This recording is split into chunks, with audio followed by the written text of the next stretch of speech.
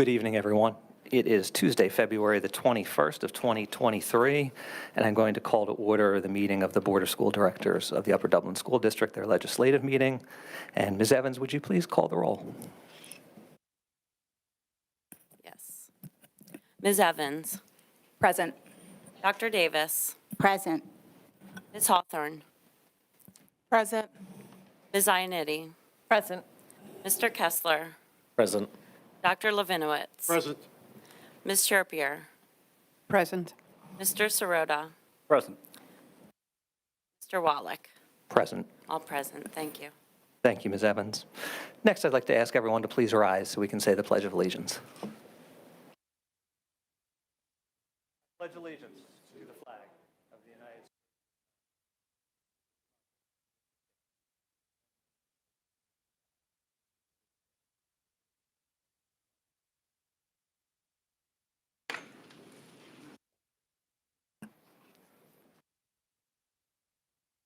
Good evening, everyone, and welcome. I see we have a full crowd tonight. There are some seats up front, I believe. If anybody's standing in the back, please feel free to take seats if you can. I do see a lot of people in our audience tonight, and welcome, and thank you for coming. I anticipate that a lot of you will be providing some comment this evening on a particular issue, the bus depot that is circulating now before this board. And I just wanted to lay out when that's going to happen in the meeting. So in a legislative meeting, we have two opportunities for public comment. One's going to happen early in the meeting. That is just for things that are on our agenda for this evening to be voted upon. The bus depot is not one of those. There's a second opportunity for comment toward the end of the meeting, and we will then take and welcome everybody's comment on the bus depot. So I just wanted to lay the ground rules for how the evening's going to go so everybody gets that, especially if it's your first time or you don't come to these meetings regularly. So with that, we have a little bit of ordinary business to take care of and a couple reports in the beginning that are our norm. And our first report is our student government report. And I'm going to call Ben Serafin up to give us that report.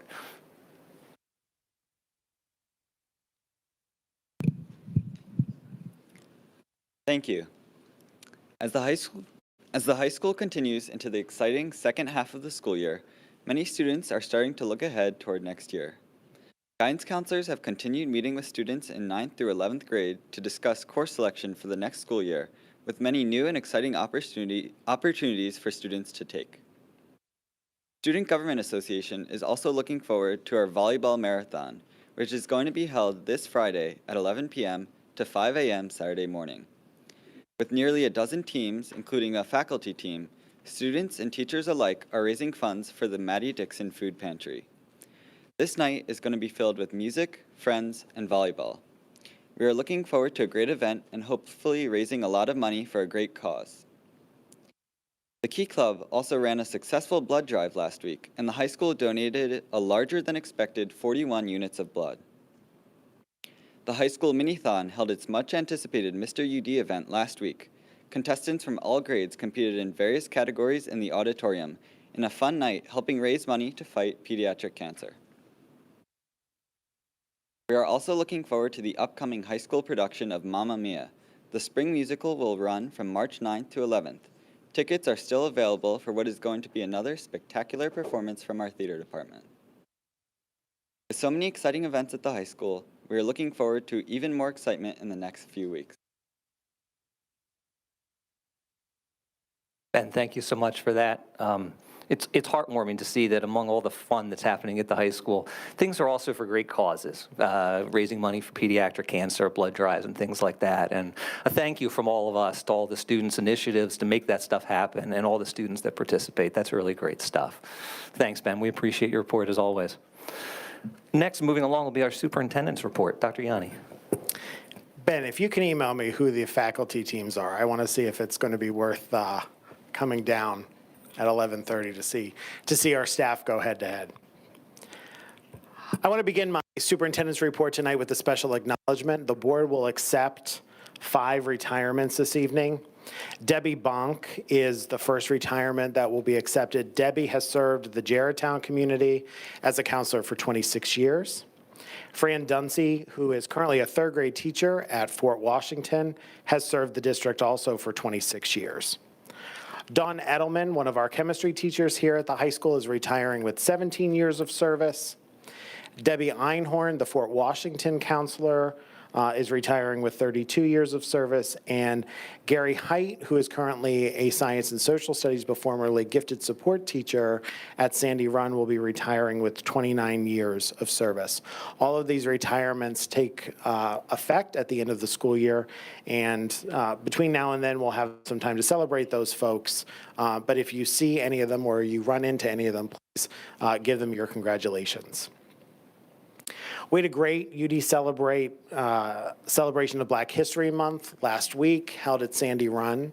We had about 400 people in attendance. It was the first big event that we were hosting at Sandy Run, and it was great to see so many students from all of our schools there with their parents, guardians, and caregivers. It was a really great night. Our teachers and students at Fort Washington have moved into the newly renovated classrooms. Phase 1 is completed. Students give the rooms a 2 thumbs up in an informal poll that I took. The rooms that were previously occupied in the 3rd grade hallway and the 4th grade hallway downstairs are currently cordoned off, and work is being done to renovate those spaces.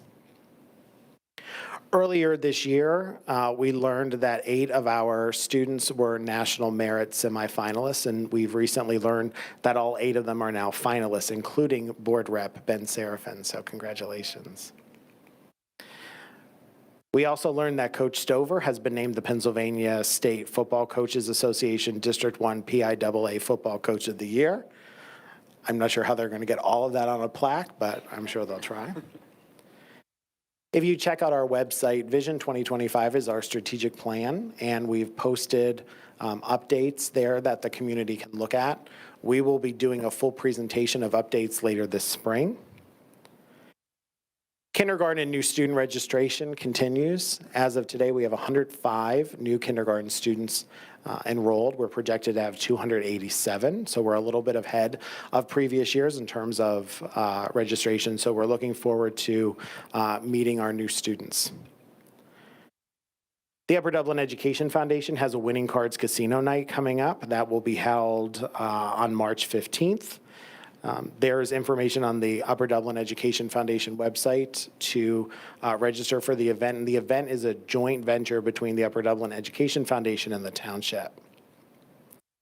As Ben said, Mamma Mia will be bringing our pack alive shortly, so we're looking forward to many of our families coming out to see our students perform. I know they've been doing a great job in practice, so we'll be very excited when the curtain opens on Mamma Mia in March. And just as a reminder that nominations for the Upper Dublin Medals are still open. All nominations have to be submitted by Friday, March 17th. There will be a UD medal for citizen, educator, community business, or nonprofit organization, and our staff here at the high school, they nominate 2 students that will be interviewed and then selected as our students of the year. That concludes my report. Thank you, Dr. Yanni. Appreciate it as always. Next, we'll move to item 3 on our agenda, which is our first opportunity for public participation. And as I mentioned before, this is for action items and presentations that are on our agenda only. If anyone would like to address the board, please come up, state your name, where you reside in the township, and Ms. Evans will give you 4 minutes to speak.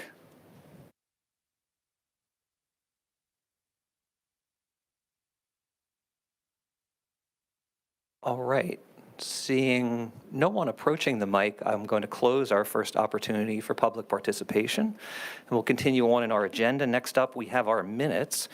We have our minutes from our last January 23rd, 2023 legislative meeting.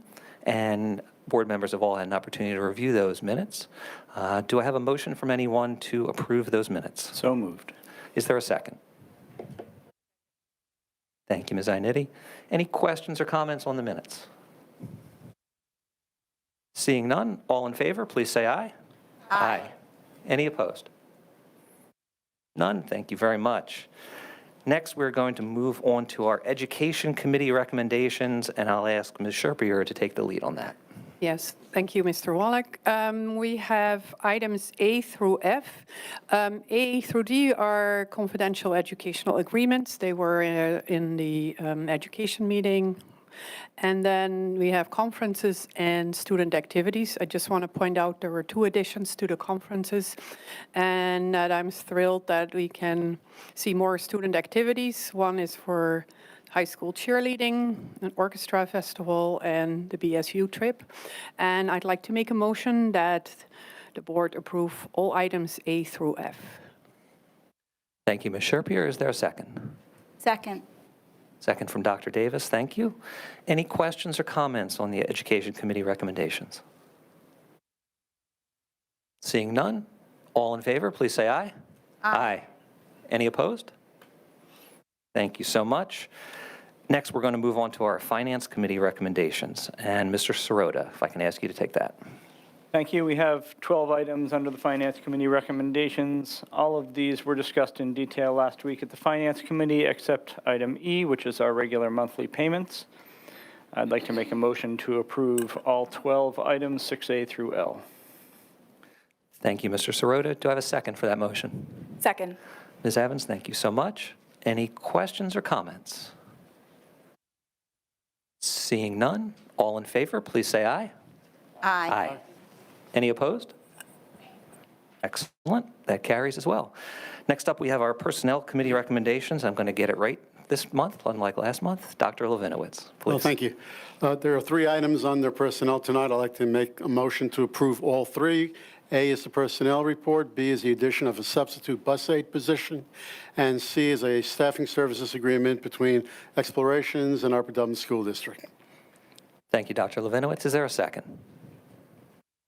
Second. Thank you, Mr. Sirota. Any questions or comments? Seeing none, all in favor, please say aye. Aye. Any opposed? Excellent. That carries as well. Next, moving right along, we're going to go to our Policy Committee recommendations. Ms. Ioannidis. Okay, all of the second readings were discussed over the past 2 months in 2 policy meetings, another legislative meeting, and tonight. And the first readings will come back next month. So for tonight, we are going to move them forward. I would like to make that motion. Thank you, Ms. Ioannidis. Is there a second to that motion? Second. Mr. Kessler, appreciated. Any questions or comments? Seeing none, all in favor, please say aye. Aye. Any opposed? Excellent. That gets us through our committee recommendations and the votes on those. Normally we have a section for other business. There is no other business before the board this evening. So we're up to item 10 on our agenda, moving fairly quickly tonight, which is our solicitor's report and Sunshine Act announcements. Mr. O'Donoghue is sitting in for Mr. Diazio. Mr. O'Donoghue, if you would, please. Certainly. Thank you. The board met in executive session on February 21, 2023, from 5:45 p.m. to 6:50 p.m. to discuss the personnel report and UDEA negotiations.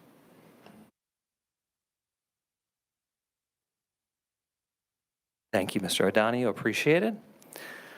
Moving along, we are now up to our second opportunity for public participation, and this is for public participation on any topic.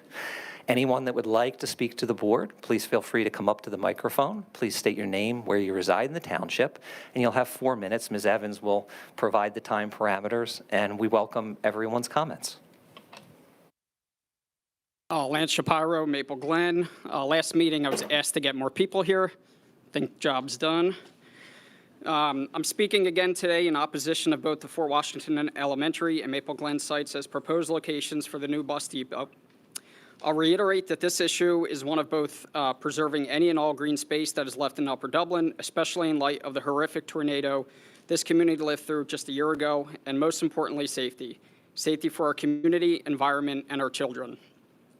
I went back and watched last week's Finance Committee meeting. A couple of takeaways. 1, let's work together, not as in residents against you, the board.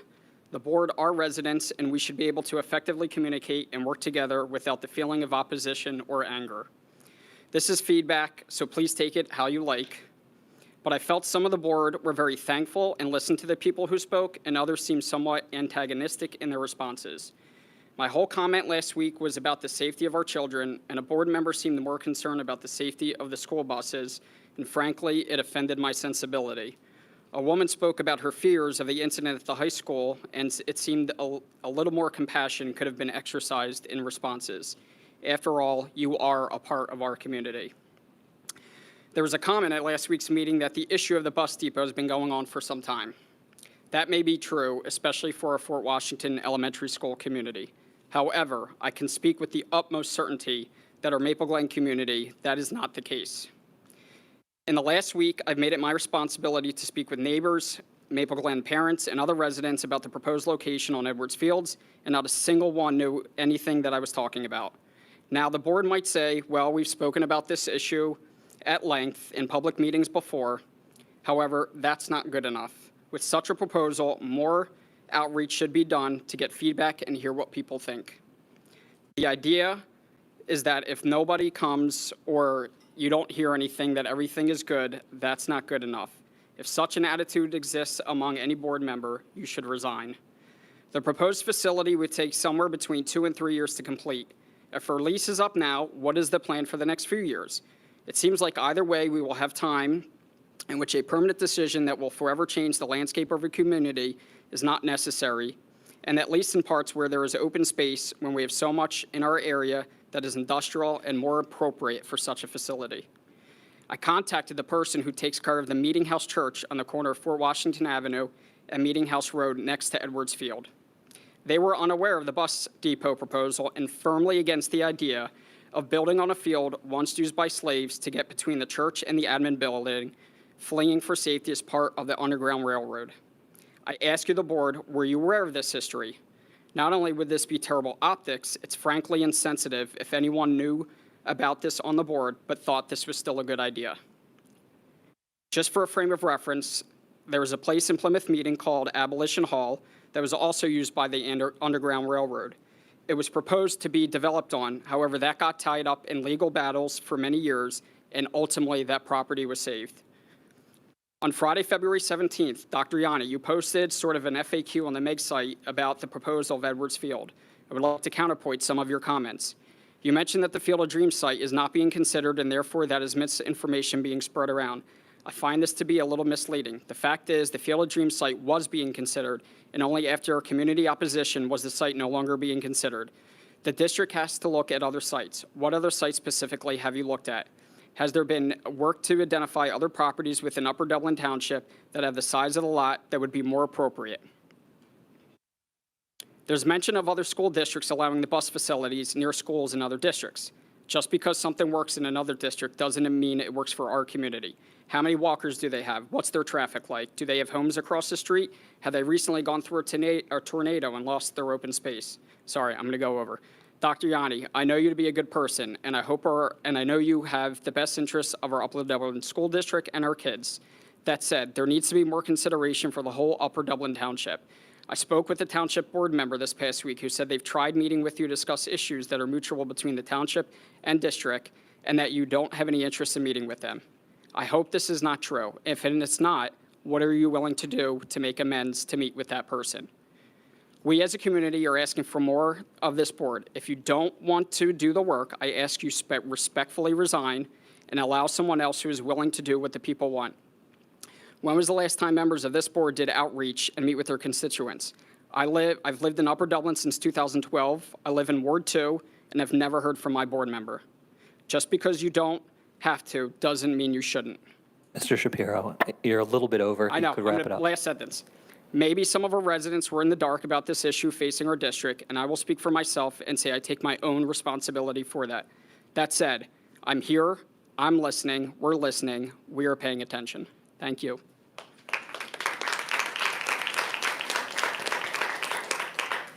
Thank you, Mr. Shapiro. Appreciate it. How you doing tonight? Ted Pricker, Drescher.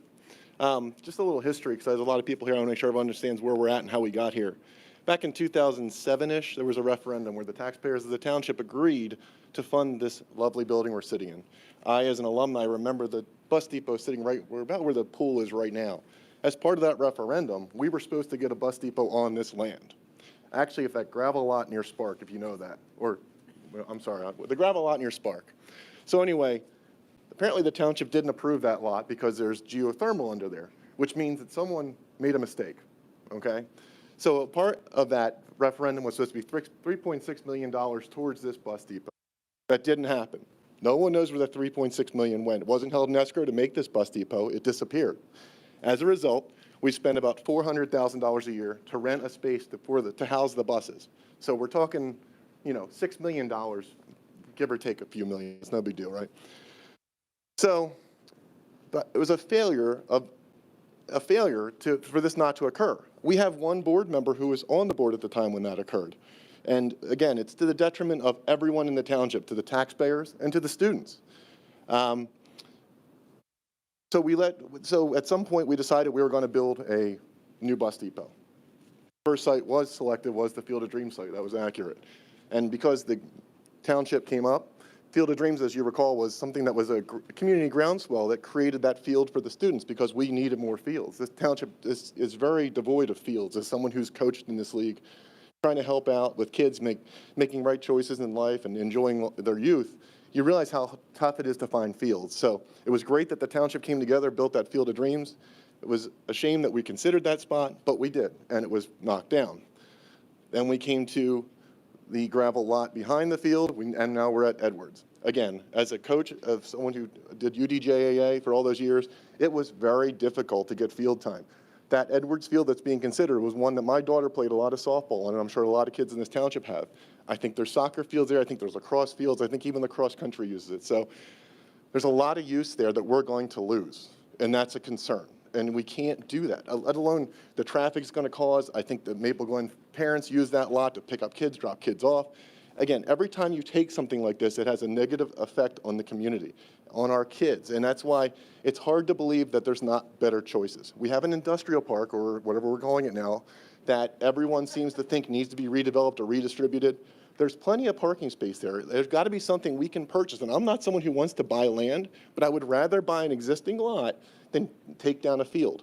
I would rather do anything we can to try to make sure the kids have opportunity to play whatever sport they want, have the field time that they need, and there's got to be a way to do that. Have we talked to the township? I know that it seems like we're in a unique position here in Upper Dublin. We have a township and a school district that share the same boundary. So other townships don't have that opportunity, school districts. We do. We should be working together. I mean, don't get me wrong, it's frustrating that no one from the township sitting here. I get it. I get it's on them too, and I'll speak my mind to them as well. But I hope we're working in collaboration because, again, everyone sitting here is a taxpayer in this township. So we all want what's best for the township, for our kids going through the schools, and to make sure that we get the services they can use and need and everything they would want. So I'm very curious if there are any non-owned land considered, any existing lots. Is there a way to do it where we can store buses at, schools that the lots aren't used otherwise when outside of school time? I mean, there's got to be some way to think outside the box. Hatboro Horsham was able to use land from the Naval Air Station to build theirs. Have we considered that? Have we asked the government if we can get land from them? I mean, there's got to be ways to think about other options that don't involve losing green space. Thank you.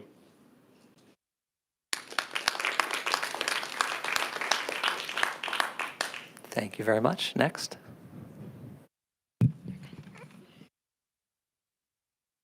James Watt, third grade, Fort Washington. I think you shouldn't build the bus depot behind Fort Washington because when the trailers get moved, we will have recess out on the back blacktop, and it will also be very noisy throughout the day.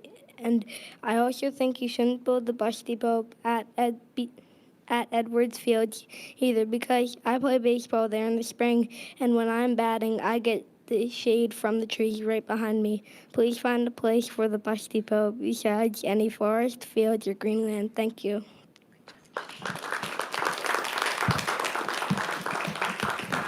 James, thank you very much. Luella Watt, 8th grader at Sandy Run Middle School, graduate of Fort Washington Elementary. I'm here tonight because I understand you are looking at destroying green land to build a bus depot, and I am asking you, as a student in Upper Dublin, to not pass a bus depot right next to our schools and our neighborhoods. I love to go on long runs around Upper Dublin. When I run on Fort Washington Avenue, there is a lot of traffic. The intersection at Highland and Fort Washington is probably the busiest one because it's right off of 309. I wait at the light for a good 2-3 minutes, sometimes even when I get the green light. There are still close calls. Sadly, 2 Upper Dublin students have died in the past few years due to traffic accidents. The second reason is that I have played years of UD travel soccer and Sandy Run Middle School. I practice a lot at Edwards Field of Dreams. You can't destroy Edwards, and you can't put buses and more population right by Field of Dreams and by the elementary school playgrounds. This is not safe for the athletes in our community. My third reason is that the high school will be getting out of school, and students walking home at the same time. The buses will be leaving and picking up elementary school kids and middle school kids. With all of the walkers from Maple Glen and Fort Washington, this will make it even more dangerous for them to walk home. If they can't walk home, then they will go to carpool, and there is even more traffic that will be in our community. My last reason is, in science class, we learn about how we are supposed to be keeping green space and how important this is for the environment. So how come the school board is doing the complete opposite of what we are being taught in Upper Dublin curriculum? Thank you.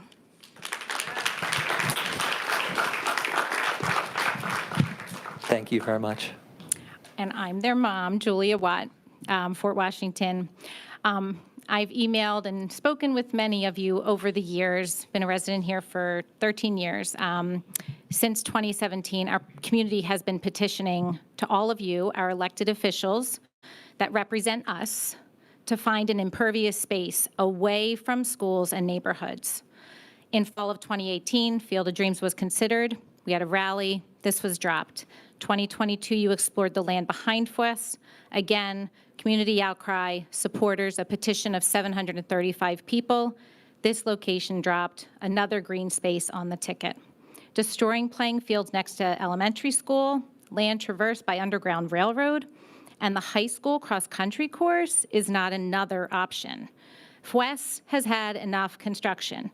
The tornado causing our kids to be displaced, now trailers, and very limited playground space due to the massive geothermal testing that we have lost hundreds of trees. Building a bus depot will continue to pollute the kids, impacting on their educational experience. As a side note, I'm a speech and language pathologist, and I know about impact of hearing loss. Have any of you stood on the blacktop where the basketball courts are for 20 minutes at recess when they're drilling for the geothermal testing? My son said he can't have a conversation with the child next to him. I have ran by those fields during that time. I'm really surprised this board approved geothermal testing right next to the elementary school after a tornado. As you discuss building again, how are we going to maintain the current buildings? We all know Sandy Run ran down, little maintenance, so we had to rebuild. Did we all see the 30, 40-foot high mountains of debris that's now sitting in a landfill? Our carbon footprint in Upper Dublin can't continue down this way. How are we maintaining the Upper Dublin buildings? Here in the high school, I have a high school son. They don't go out to these beautiful courtyards where, I don't know when the high school was built, whenever it was built, on the beautiful architectural plans looking at open space for the kids to be outside. There's trash, there's weeds, they're not usable. The FWES and high school campus had hundreds of trees destroyed. I haven't seen one tree planted by a school board member on school funding. It's all been driven by volunteer efforts, students and community members. Can we focus on clean air, getting shade at our high school, and decreasing the air and noise pollution from 309 rather than getting in the business of building a $10 million bus depot? Our community, our kids, we're all begging you to remove both of these options. Countless reasons. Again, community is asking, what are these other 2 or 3 locations that are impervious, that have been assessed, feasibility studies, away from schools, away from neighborhoods? If our township library was able to purchase land in the office park, take away tax revenue, and increase our taxes to have an oversized library away from neighborhoods and high schools, surely our school board can find land to do the same. Has the current owner been offered a price tag to buy that current land? If there's a will, there's a way. When have discussions been between the township? We are a 13.6 mile square township. We are going to have 2 fueling stations. Carbon footprint, environment. You are all mostly Democratic candidates running on school board. I am just blown away that we're sitting here talking about taking away green space by our schools to build a bus depot. There are daffodils blooming in Upper Dublin on February 19th. Clearly, something's happening to our environment. We do not continue to go down this path. We as citizens, as students, we all do every little thing we can for our environment. I'm asking that all of you do the same when you have such a big impact on our community. You know, we all love our schools. I know I'm out of time. I do thank you all for your dedication. For conversations, Dr. Yanni, I mean, it has been much different the past years than it was years ago, so I really appreciate that, Dr. Yanni. And I'm saying this for the thousands of people that anytime I mention to them the bus depot, it's just an absolutely wild idea. So please find an impervious space that's already away from schools and neighborhoods. Thank you.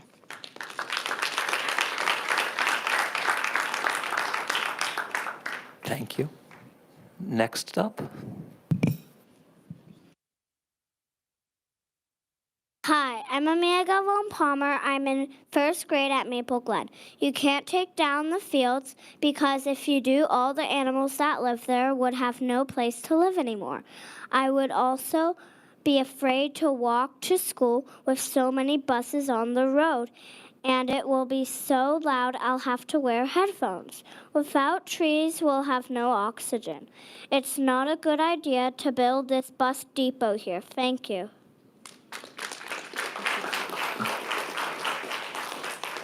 Thank you, Amanda.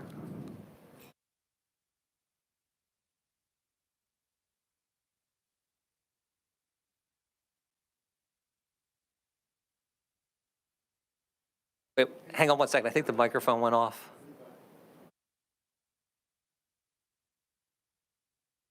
Thank you. Hi, can you all hear me now? Yes, thank you. My name is Aline Galvão. I am brown mom of that bright little girl you just heard from. She also told me yesterday that she didn't know what oxygen was when she was in kindergarten, but now that she's in first grade, she knows. I would like to ask the school board to please provide your strategy for surpassing a Zone A residential area. I'm not a lawyer, but I have read the ordinance, and per my understanding, you would need the neighboring residents to approve some sort of variance to the ordinance. I see some neighbors in the room, and I can tell you that you're not getting their approval from us, so I would like to know what's your strategy. That's aside from, also wanting to know what do you plan when, there's so much, what is your strategy also for overcoming so many hazards that will be a result from this environmental impact? Not only, environmental impact, but also safety hazard that you'll be causing our children that walk those streets every day to go to school. Thank you.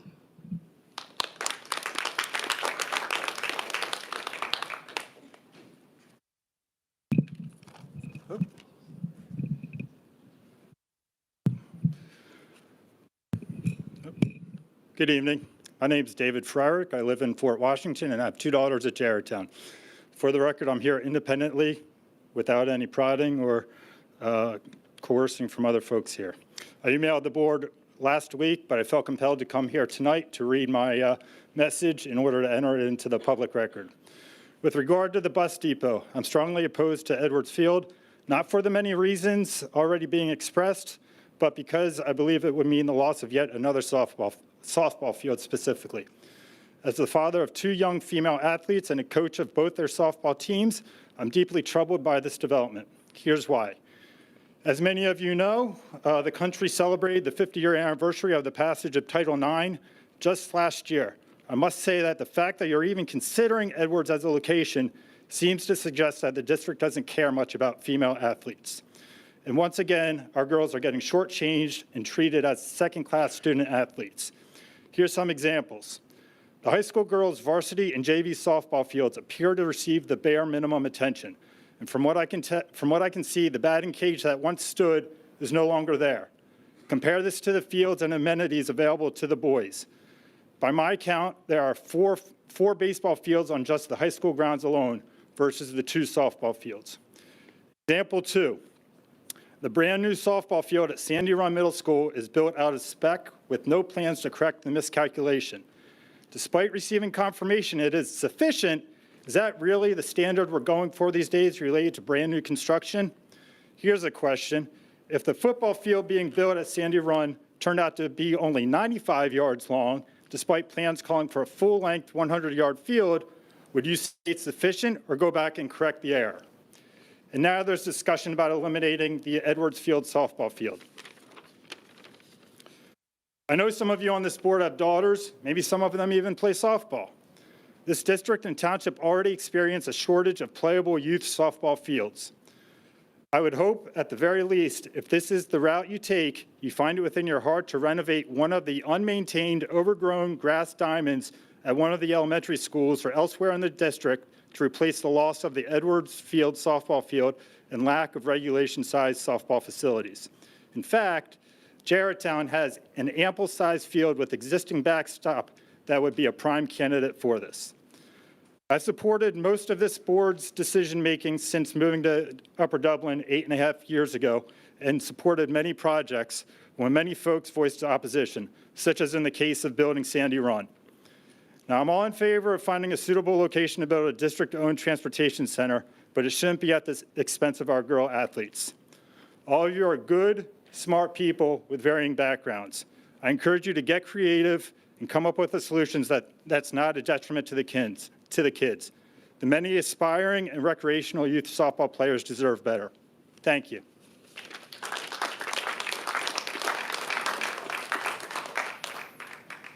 Thank you.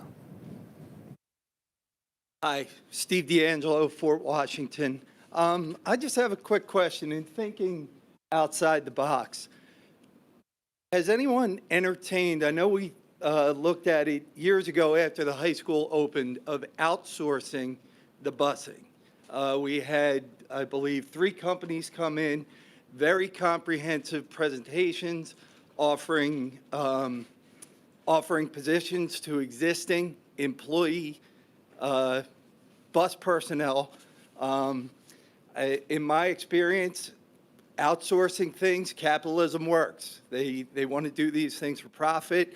Competitive bid could save us a lot of money.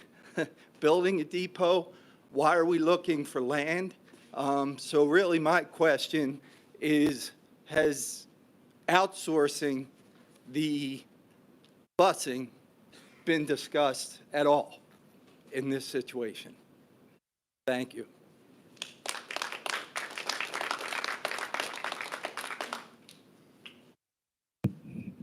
Oops.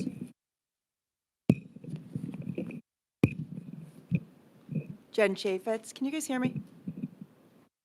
Thank you.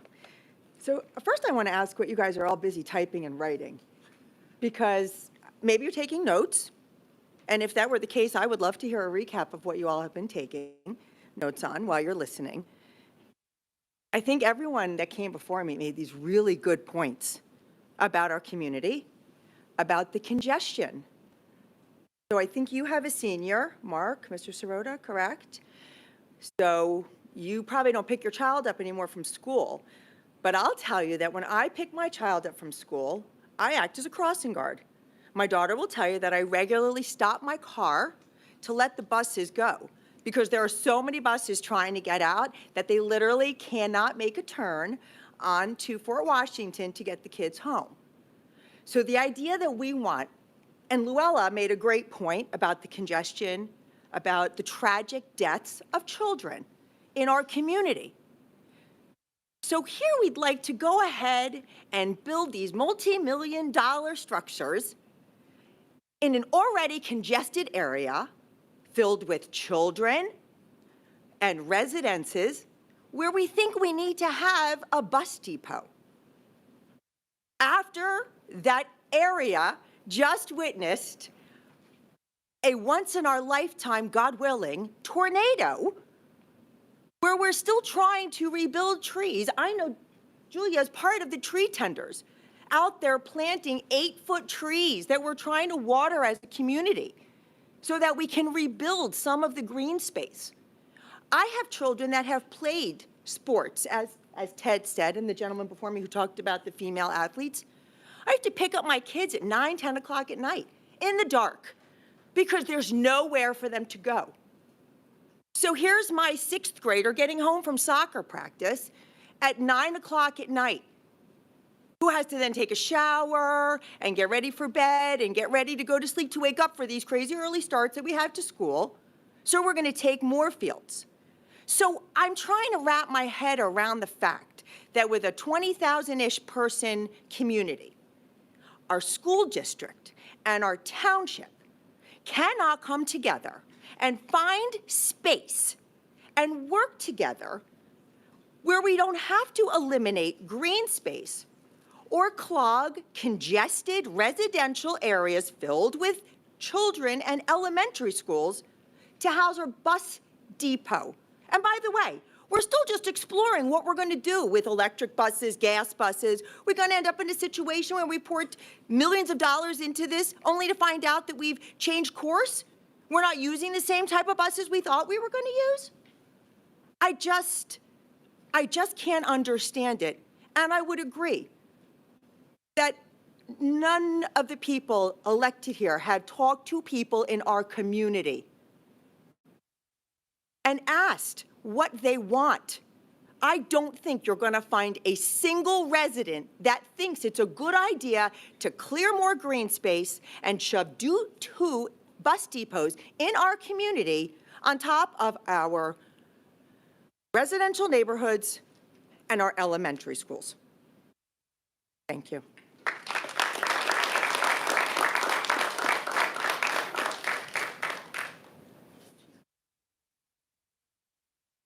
Jenny Vitella Ambler. Gee, so nice having company tonight. I love it. So they've said most of my points, and you've heard most of my points. I, too, looked at the FAQ and was a little annoyed, I have to say, because, first of all, naming those fields and those locations, the admin building and 309, just grates on my nerves to no end. Let's call it what it is. It is Edwards Field at Maple Glen Elementary School, and it's the Field of Dream Lock Ash Fields and the Fort Washington Elementary School playground, parking, and car line area. They are 2 elementary schools. They are not 309, and they are not an admin building. Also, we need to work with our township. There's no reason why they need an $11 million facility and we need an $11 million facility. And if we work together and we combine our funds, we can buy a property together maybe, and we can maybe put a $10 million one facility down and spend, I don't know, $5 million on a property that already has impervious surface, right?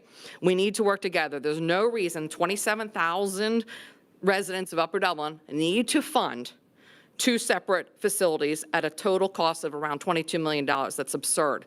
Paying $400,000 a year, basically, that's 27 years out, right? That would cover the $10 million cost. That's without the interest. I know you've mentioned that you don't have to borrow the $10 million because we've been saving money.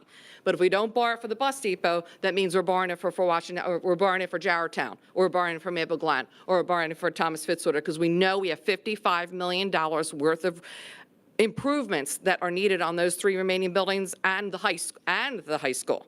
So I don't want to say that, I don't want you to say, oh, we don't have to borrow the $10 million because we have it, so it's cheaper money than if we pay rent, when if we don't borrow it now, we're going to borrow it. And by the way, all the money you have saved is our tax money, right? So I don't care if it's $10 million here in this pocket and $10 million in this pocket. It's $10 million that we don't need to spend.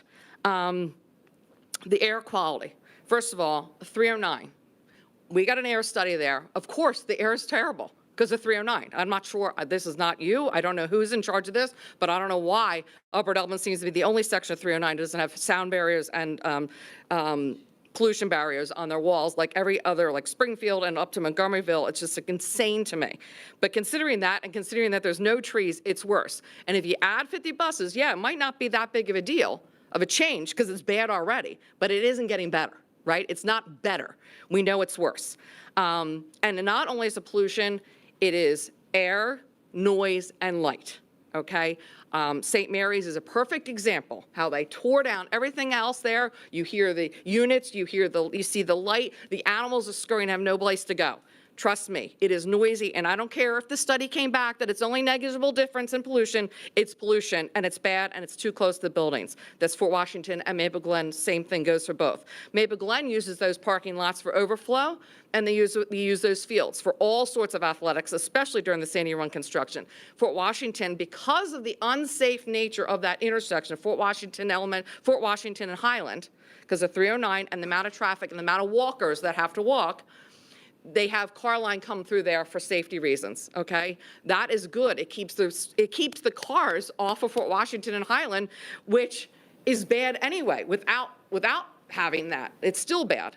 And we haven't even added that up to 900 potential apartment high-density units at the industrial park, okay? The township has approved up to 900. 480 have already been approved, okay? That is people coming off of 309. That's going to be people coming to the Turnpike. That's right by Fort Washington Elementary School. The last thing we need is to add our own buses in a residential A section. Thank you.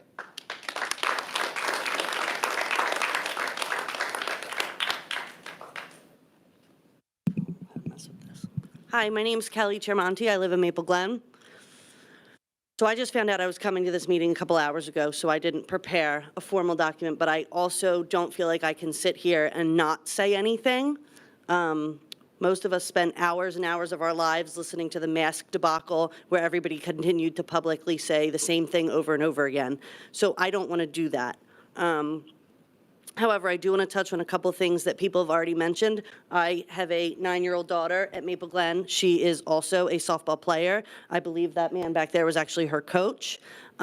We can currently walk to Edwards Field. We can ride bikes to Edwards Field. And the idea of that not being an option is very sad to me and her. I also have a 8-year-old son at Maple Glen who plays baseball at Edwards Field. And, I mean, you can ask him yourself how he feels about not being able to do that anymore. How do you feel about that, Cole? Bad. Bad. Plainly bad. I also wanted to touch on, so if you're leaving Maple Glen, we live to the right. You would make a right on Fort Washington Avenue, and we live down that way. We are currently instructed when dropping our kids off in the morning to not make a left into Maple Glen, because then it makes it difficult for the buses coming and going to Maple Glen. So we are instructed to drive around and come from the other direction so we can make a right into the parking lot. You see my point?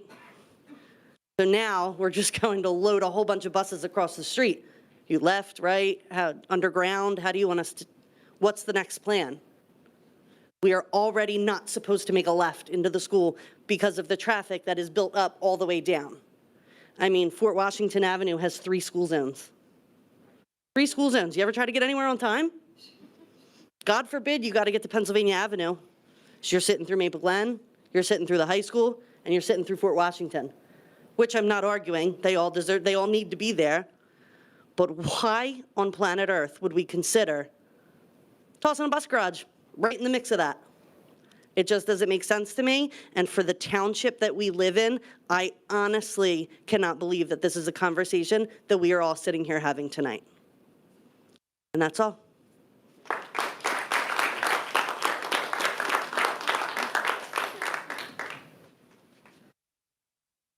Hi, Natalie DiDesidero, Maple Glen Elementary. This will sound familiar because you've all received an email from me similar in the last few days. I'm here because it is important to go on record as to my feelings. I want to share my immense frustration and concern over the proposed construction of a bus depot near Maple Glen Elementary. As a concerned parent and resident of the community, I cannot stress enough how strongly I feel about this plan and its negative impact that it will have on our neighborhood and the safety of our children. First and foremost, a bus depot will bring increased traffic and pollution to the already congested area. This is not just a matter of inconvenience, but a health concern to our children, our teachers, and our community. Who really knows what the long-term health risks will look like down the road by having this bus depot in place? The constant noise and the fumes of the bus will add to the already overwhelming stress levels of the children who are at a crucial age for their physical and emotional development. Moreover, the safety of our children is the utmost importance and should be a top priority. The construction of a bus depot will bring in larger and heavier vehicles into our neighborhood, putting our children at risk. It will also add to the chaos during the busy times of drop-off and pickup at the school, causing traffic and congestion, further endangering the lives of our students. As a parent of 2 students that walk to and from school every single day, we are putting them at risk every morning and every single afternoon. The corner of Meeting House in Fort Washington is already a very dangerous turn, so much so that a parent was hit taking their child to school. I cannot imagine the larger buses with blind spots trying to navigate that intersection each and every single day. It's hard to understand why the district, the school board members, and anybody else involved in the decision-making process would consider placing a bus depot near a school, especially when there are more appropriate areas, such as a facility like near the library. We are taking away valuable field space that is currently for recreation. The field in question has been a popular space for sports teams for years. In addition to the concerns that I've already mentioned below pertaining to the children's health and safety, the green space, and the recreation fields being lost, I want to address something that feels a little bit more personal, but certainly more, just as important. Less than 2 years ago, the Upper Dublin community went through a devastating tornado where we lost thousands upon thousands of trees. Not only was there a mental and financial impact to the community, but the look and the feel of those neighborhoods will never be the same, which is a constant reminder every single day for those of us that were impacted by the tornado and the devastation that our residents face, specifically to Maple Glen and Fort Washington families. As a resident of Joel Drive, we went through a rebuilding at our property, both inside and out, for the last year. We lost many very large trees in the yard due to the storm. For now, when we leave our ravaged neighborhood and turn onto Fort Washington Avenue, it feels nice to be able to see trees and green space again. We know it will never be the same in our lifetime on that street, but it gives my family hope that when we go to Edwards Field for their sports, that they can enjoy themselves and have a place where they can play. Clearly, there has been a lack of transparency around Edwards Field being considered for this depot, whether it be for my email that I sent on Friday morning or because you truly want to be forthcoming around the already well-drafted plan. Thank you, Dr. Yanni, for sharing that information with the district that you put up on Friday. I just want to say lastly, quite frankly, I'm just appalled that this was even being considered and mapped out for our kids. I urge you to reconsider this ill-conceived plan and find a different location. I hope you will take into consideration the concerns of the community and at the very least, the safety of our children before making any decisions. Thank you.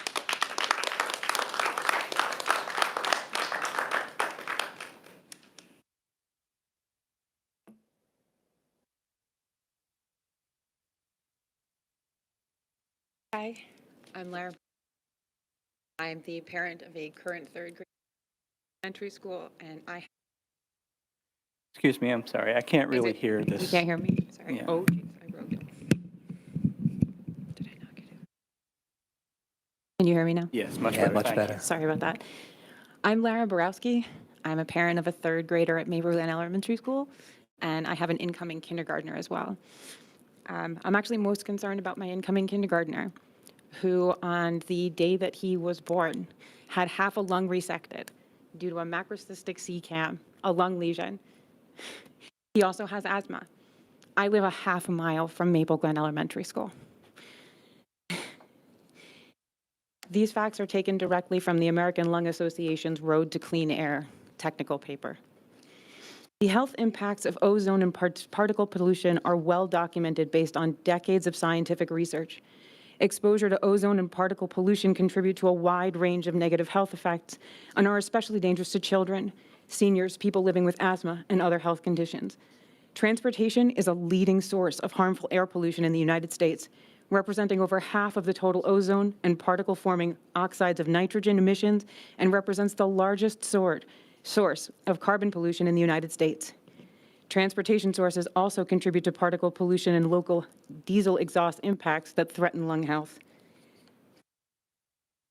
A review of over 700 scientific studies concluded that traffic pollution causes asthma attacks in children and may cause a wide range of other effects, including the onset of childhood asthma, impaired lung function, premature death, and death from cardiovascular diseases and cardiovascular morbidity.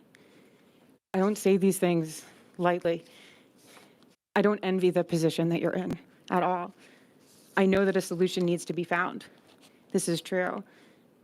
I honestly found that in the feasibility study where you talked about future work for EV infrastructure and investment was a wonderful one.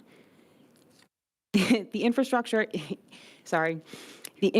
Investment and Jobs Act passed back in 2021 included $2.5 billion in investments to help school districts across the country purchase electric school buses. Has this district looked into grant funding in order to provide that service for our district? I would love to invest in the future of our children in this district, but we need to do so in such a way that we are not removing green space to do it.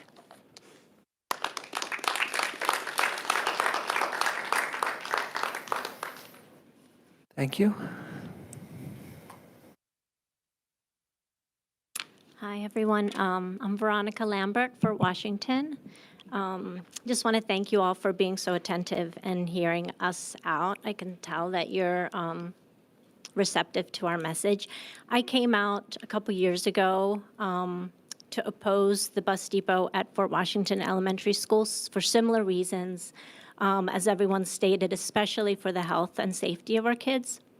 My daughter, similar to the woman that just spoke, has asthma and breathing difficulties that are exacerbated by diesel fuels. So she's one of many students that suffer from probably increasing challenges with asthma. So I'm here more to support the Maple Glen families for similar reasons that they're opposing their bus depot in their backyards as we did in FWES. There shouldn't be a bus depot near a school, period. I'm surprised that it's being considered. After researching it some more too, learning that there's an underground railroad and there's this historic significance to the property as well makes it a double whammy. I was really surprised to learn that.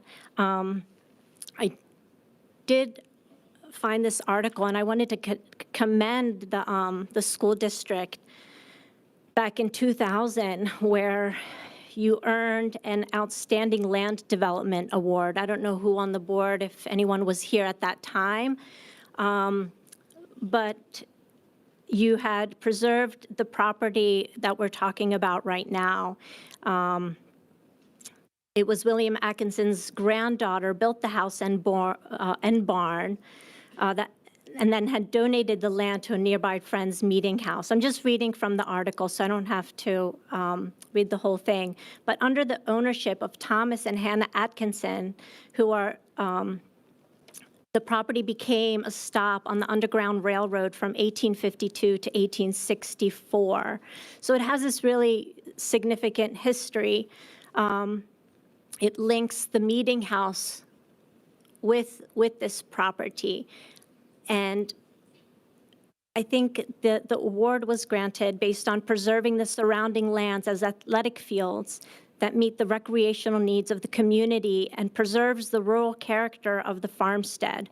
By preserving and renovating these structures, the school district has retained the integrity and character of the historic farmhouse and preserved a part of the township's history.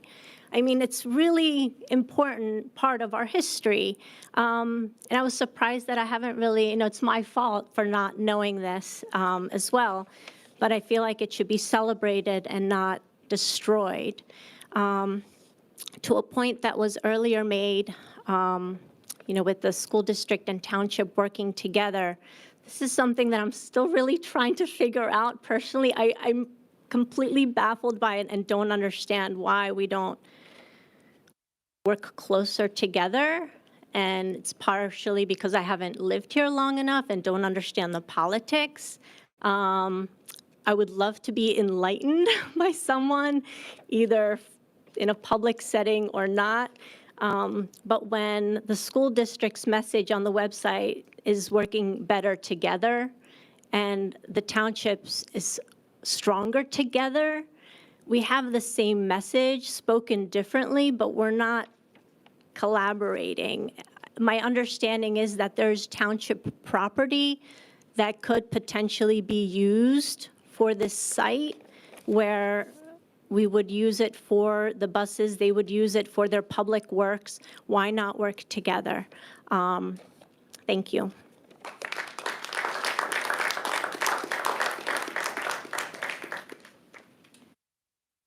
Thank you. Next, please. Hello. Make sure that I got this thing on. So it's my first time here. I don't know how the school board works, but I just had a few questions. Is this interactive? Do you listen? Nobody answers questions. When do you guys answer questions? So let me just interrupt you for a second. I'll give Sure. you your time back. So when we have public participation, everybody gets a chance to speak, and then afterwards, there'll be a response from either the board or the administration. So, but please continue, but if you could just give us first your name and where you live in the neighborhood. Catherine Stolson. I am but technically like on the borderline of Maple Glen. I have 2 children, 3 and 5, and one of them, we are walkers to Maple Glen. So again, very new to it. I just had a couple questions. Maybe you could write them down and then we'll circle back at the end. What happened to the $3.6 million that was initially invested or for the bus depot? Did anybody investigate that? What happened to it? Look, you guys look like a bunch of lawyers, so somebody should know something about what happened to $3.6 million. So we'll come back to that at the end. The second one is, what environmental research was done before this was even put on the plan? Did we look at pollution? Did we look how it was going to impact the people living along Fort Washington or the surrounding area? Most importantly, how is it going to impact the little lungs directly across the street from the bus depot? Did you involve scientists? Like, what was the scope of research that was done? Again, bunch of scientists. I'm figuring that should be some legal ramifications after this is done, and we have children who have like spikes in asthma attacks, like accidents that are happening, like doubled. Again, legal ramifications. We'll come back to that part again. So again, the other thing that people have mentioned, there was no outreach. I, myself, my husband, and a couple of our neighbors only found out about this today. So as you can tell, there's a lot of emotional people here. And I think it's amped up because a lot of us found out about it fairly recently. But it seems like you guys have been discussing this for a while. So I don't understand why there wasn't any public reach, especially with people whose kids go to those schools, people who live along Fort Washington and surrounding areas who are going to be directly impacted. Now, I know you can't answer, so maybe at the end you can tell me which one of you live on Fort Washington, which one of you have kids that go to Maple Glen and that go to Fort Washington Elementary. Are any of you actually invested in what happens in your families, in your community? You must live in Upper Dublin, but you obviously do not live in that sector where you, or maybe you do. So the fact that, do you have children that go to kindergarten and through elementary school, even high school? So these are the things that I'm wondering, what research was actually done before this was actually put on the table, and also nobody was told about this. So then we're going back to that too. Somebody mentioned the historical land. Now, I'm from Africa. Trust me, I understand slavery. I understand the Underground Railroad. Nobody was aware of this? Wouldn't that be considered preserved land? If so, isn't that untouchable? Should this be something that we look further into before we break ground there or try to do something? So again, I'm just going to leave you with those thoughts. First time here, don't know how it works, but hopefully we can cover all these questions towards the end. The biggest thing I'm left with is, think about these children. If these were your kids, would you be on this side of the table? Would you be making this argument? Or would you still be on that table trying to push this forward? And that's my time. Thank you.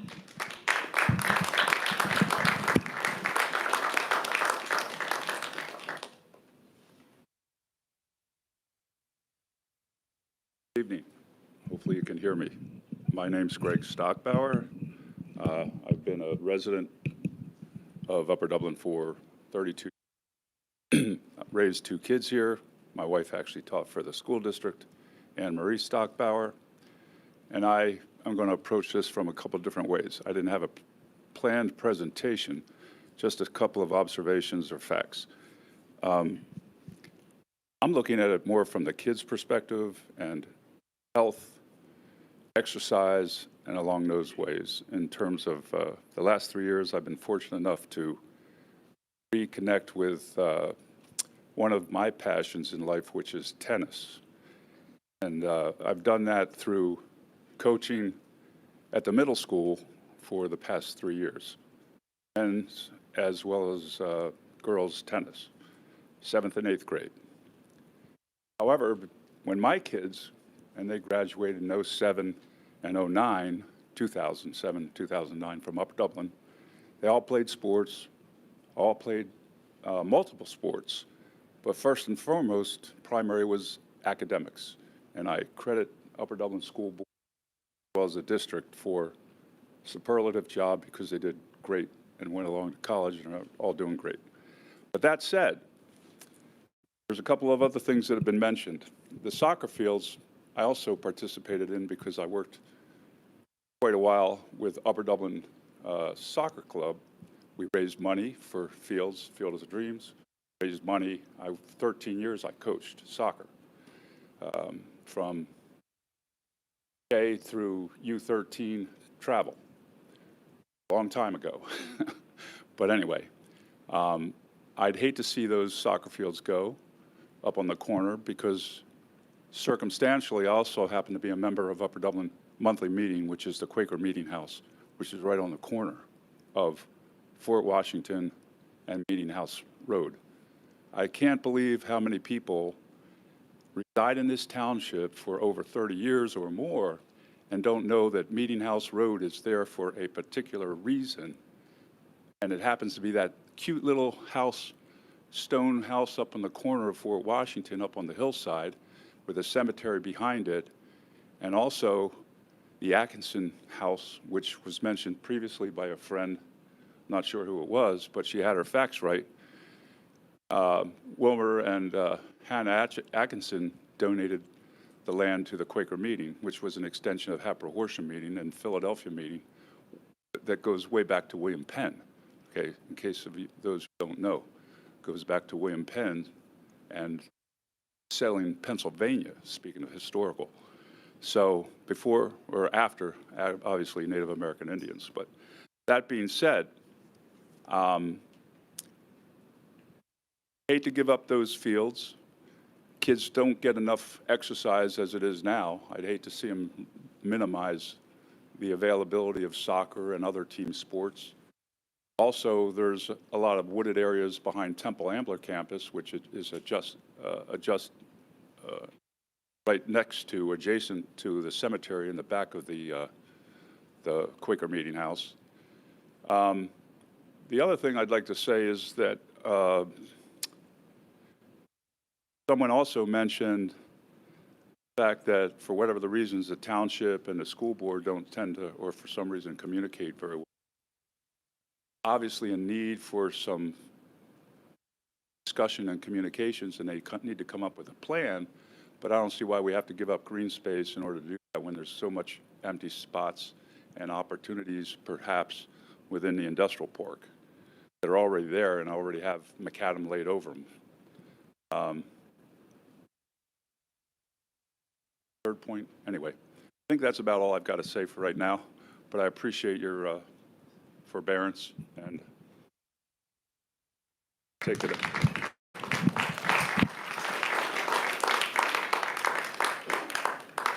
Thank you.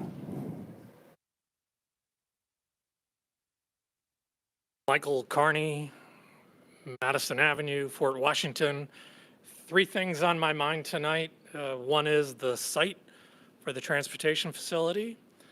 The second is the technologies involved, and the third is future-proofing.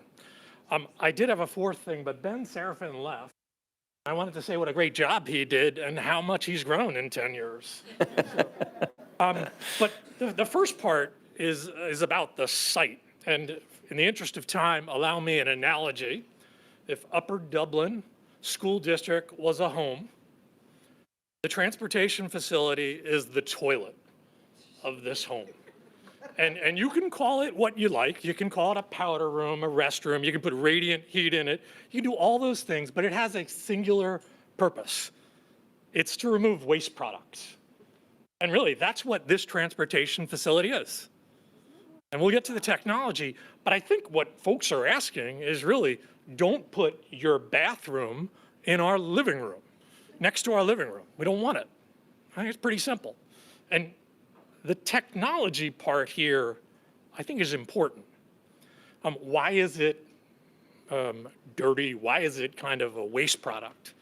Our whole fleet is internal combustion engines, 31 diesel and 20 gas-fired vehicles. Internal combustion engine is the backbone of our fleet, and it's why we're building this maintenance center. At the interest of kind of, for people in the room who may not know it, the wheels on the bus don't go round and round unless you burn something in an internal combustion engine. You're mixing air with gas and you're lighting it on fire. First patent for that was by Carl Benz of Mercedes-Benz in the United States in 1875. That's the first internal engine in the United States. Diesel is a revolution 20 years later. Diesel is a dirtier fluid and it doesn't ignite as well. So you could pour diesel on the floor here and everybody could throw a match on that diesel and it's not going to light. And because of that, you can put more diesel and more air in a small space, and then you mechanically compress it. And that mechanical compression brings it to its flash point, and then it burns. That's the advantage of diesel. It just burns with more power behind it. Neither of them are good. Rudolf Diesel gets a patent for it in 1895. For you history buffs, Grover Cleveland is in his second term. This is 19th century technology. That's our internal combustion engine fleet. The 20th century, Henry Ford doesn't make any great innovations. Henry Ford is a production efficiency expert. He's not an engineer. We run the same fundamental internal combustion engine as it was designed in the 19th century. We run it today. In the 21st century, the challenges of the automobile industry, the transportation industry, are electric vehicles, number one. Electric vehicles are so much more efficient and require drastically less maintenance. You don't need a $10 million facility when you have an electric vehicle fleet. You just don't need as many parts. That's why you can't buy an electric vehicle easily today, because the dealers make half their money today selling you an internal combustion engine car on the sale, and they make the other half on the maintenance of it. When you go to a dealer lot today, they've got all internal combustion engines, and you're on the waiting list to get your EV, because they don't want to bring them in. Because when they bring them in, they lose a maintenance customer. Which brings us to the third point, and the last point, and I'm out of time, future-proofing. We're calling it future-proofing. We're spending $10.2 million on this facility. We're devoting $265,000 for an electrical upgrade and $100,000 for EV infrastructure. Ben Seraphin was here. I'd asked him to check my math, but that's $365,000 out of $10 million. That's less than 4% of the budget is for future-proofing. We're spending $1.1 million to bring in new asphalt here. That's not future-proofing. We're building a facility that will be obsolete when we go to fully electric vehicles. So let's stop and let's start looking at it. I don't think we have been served well by the proposals coming to date, because they look at EV as if it's an afterthought, when with $10 million to spend, it should be the first and foremost thought on every person in this room. Thank you for your time.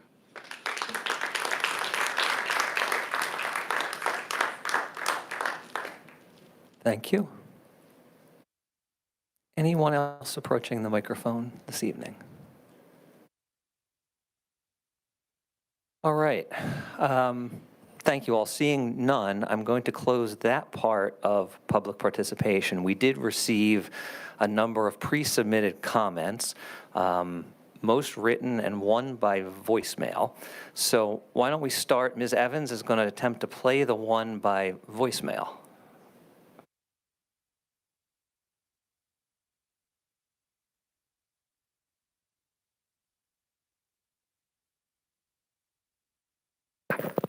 Good evening. This message is for the school board meeting tonight on February 21st.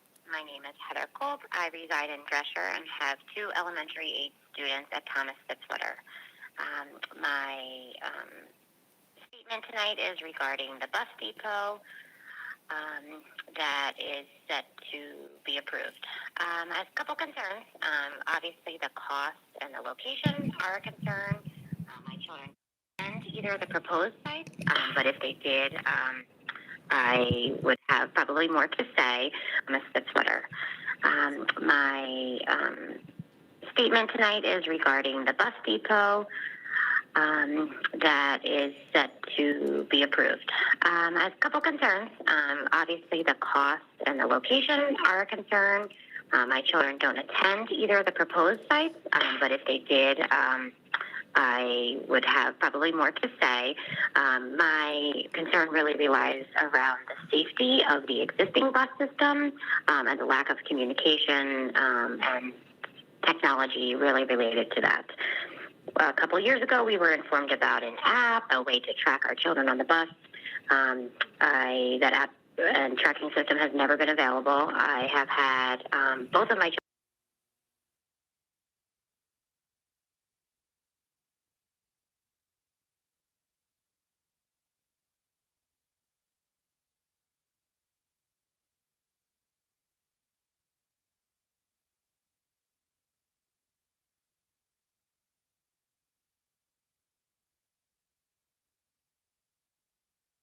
While Brooke is wrestling with that, do we have the name of the community member who submitted that? Heather Culp. Yes.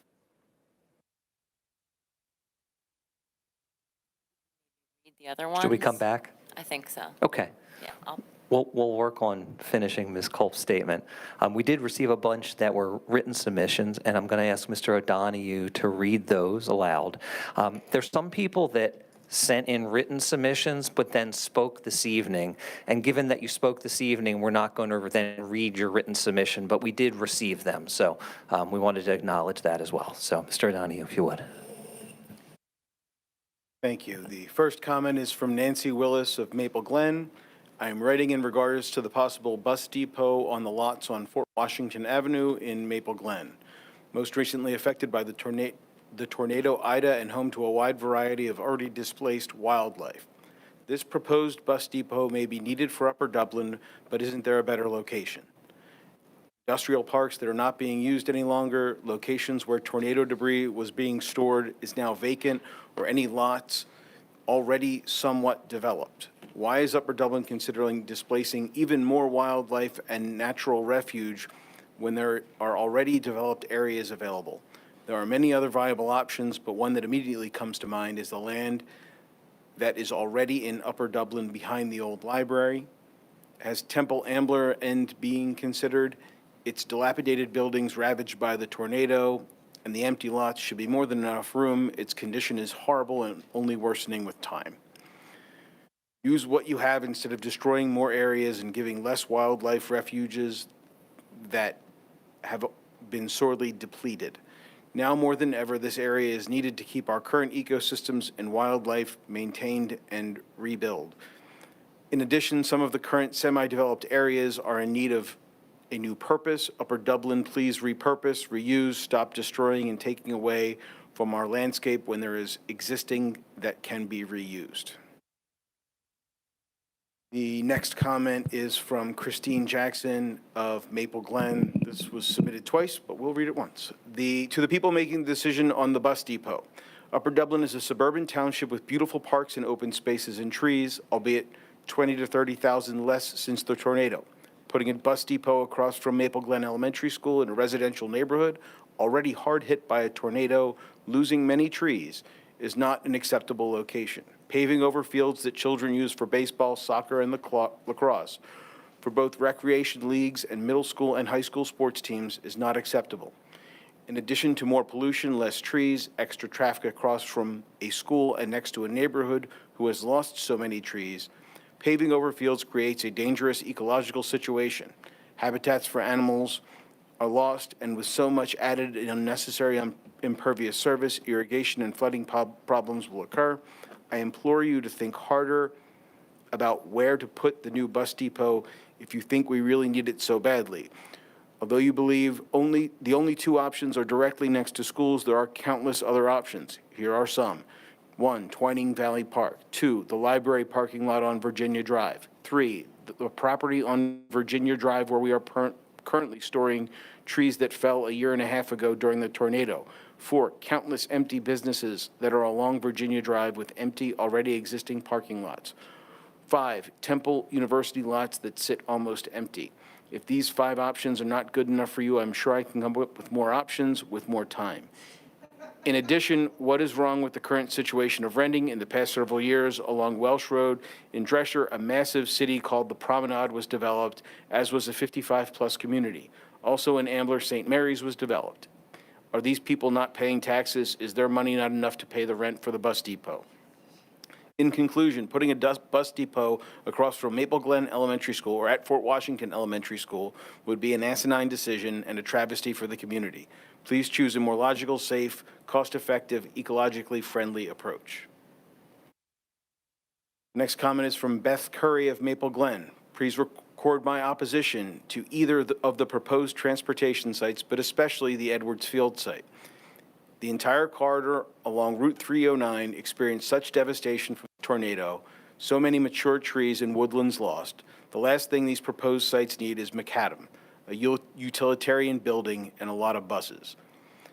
There are always additional options for those who seek them, some of which may have additional costs. With all that is freely spent by this township, it seems particularly short-sighted to at this time be looking only at free land options.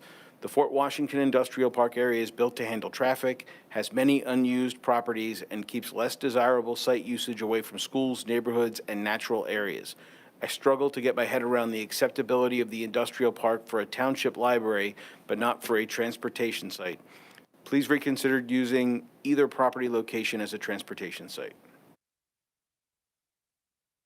Next comment is from Joshua and Kimberly Laban, Maple Glen. Good evening. I'm writing to Upper Dublin School Board today in opposition to the plan to build a transportation site across the street from Maple Glen Elementary School. My husband Joshua and I are homeowners in Maple Glen. We have a 2-year-old son who will one day attend school at Maple Glen Elementary, and we are therefore invested in the decisions the board makes which impact this school.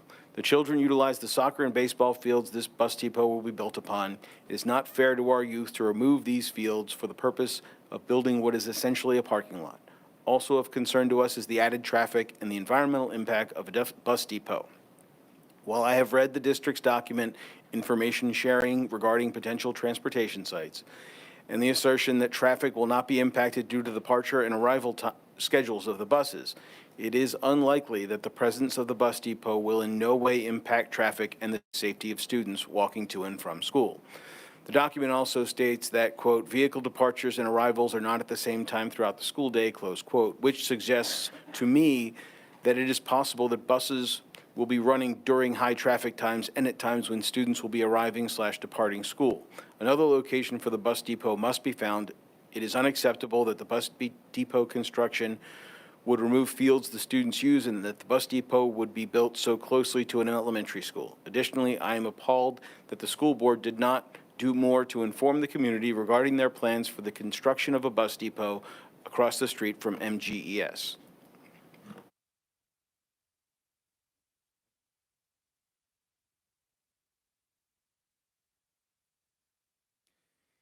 Even in the document referenced earlier, the fact that the proposal is for the bus depot to be built across the street from MGES is buried, and the site is instead described as, quote, using land near the administration center, close quote. I will end with that I am happy to hear that the transportation facility will be future-ready and support the transition to electric vehicles.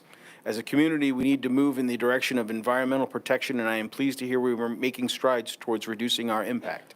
That being said, the school board needs to consider other locations for the construction of the transportation facility. It is unacceptable to build across the street from MGES. Thank you for your consideration. The next comment is from Miriam Delafrey, Maple Glen. I'm a resident of Maple Glen and I live on Bell Lane. I write in strong opposition to the proposed bus depot at the MGES site. My opposition is organized along 4 lines. First, the environmental impacts.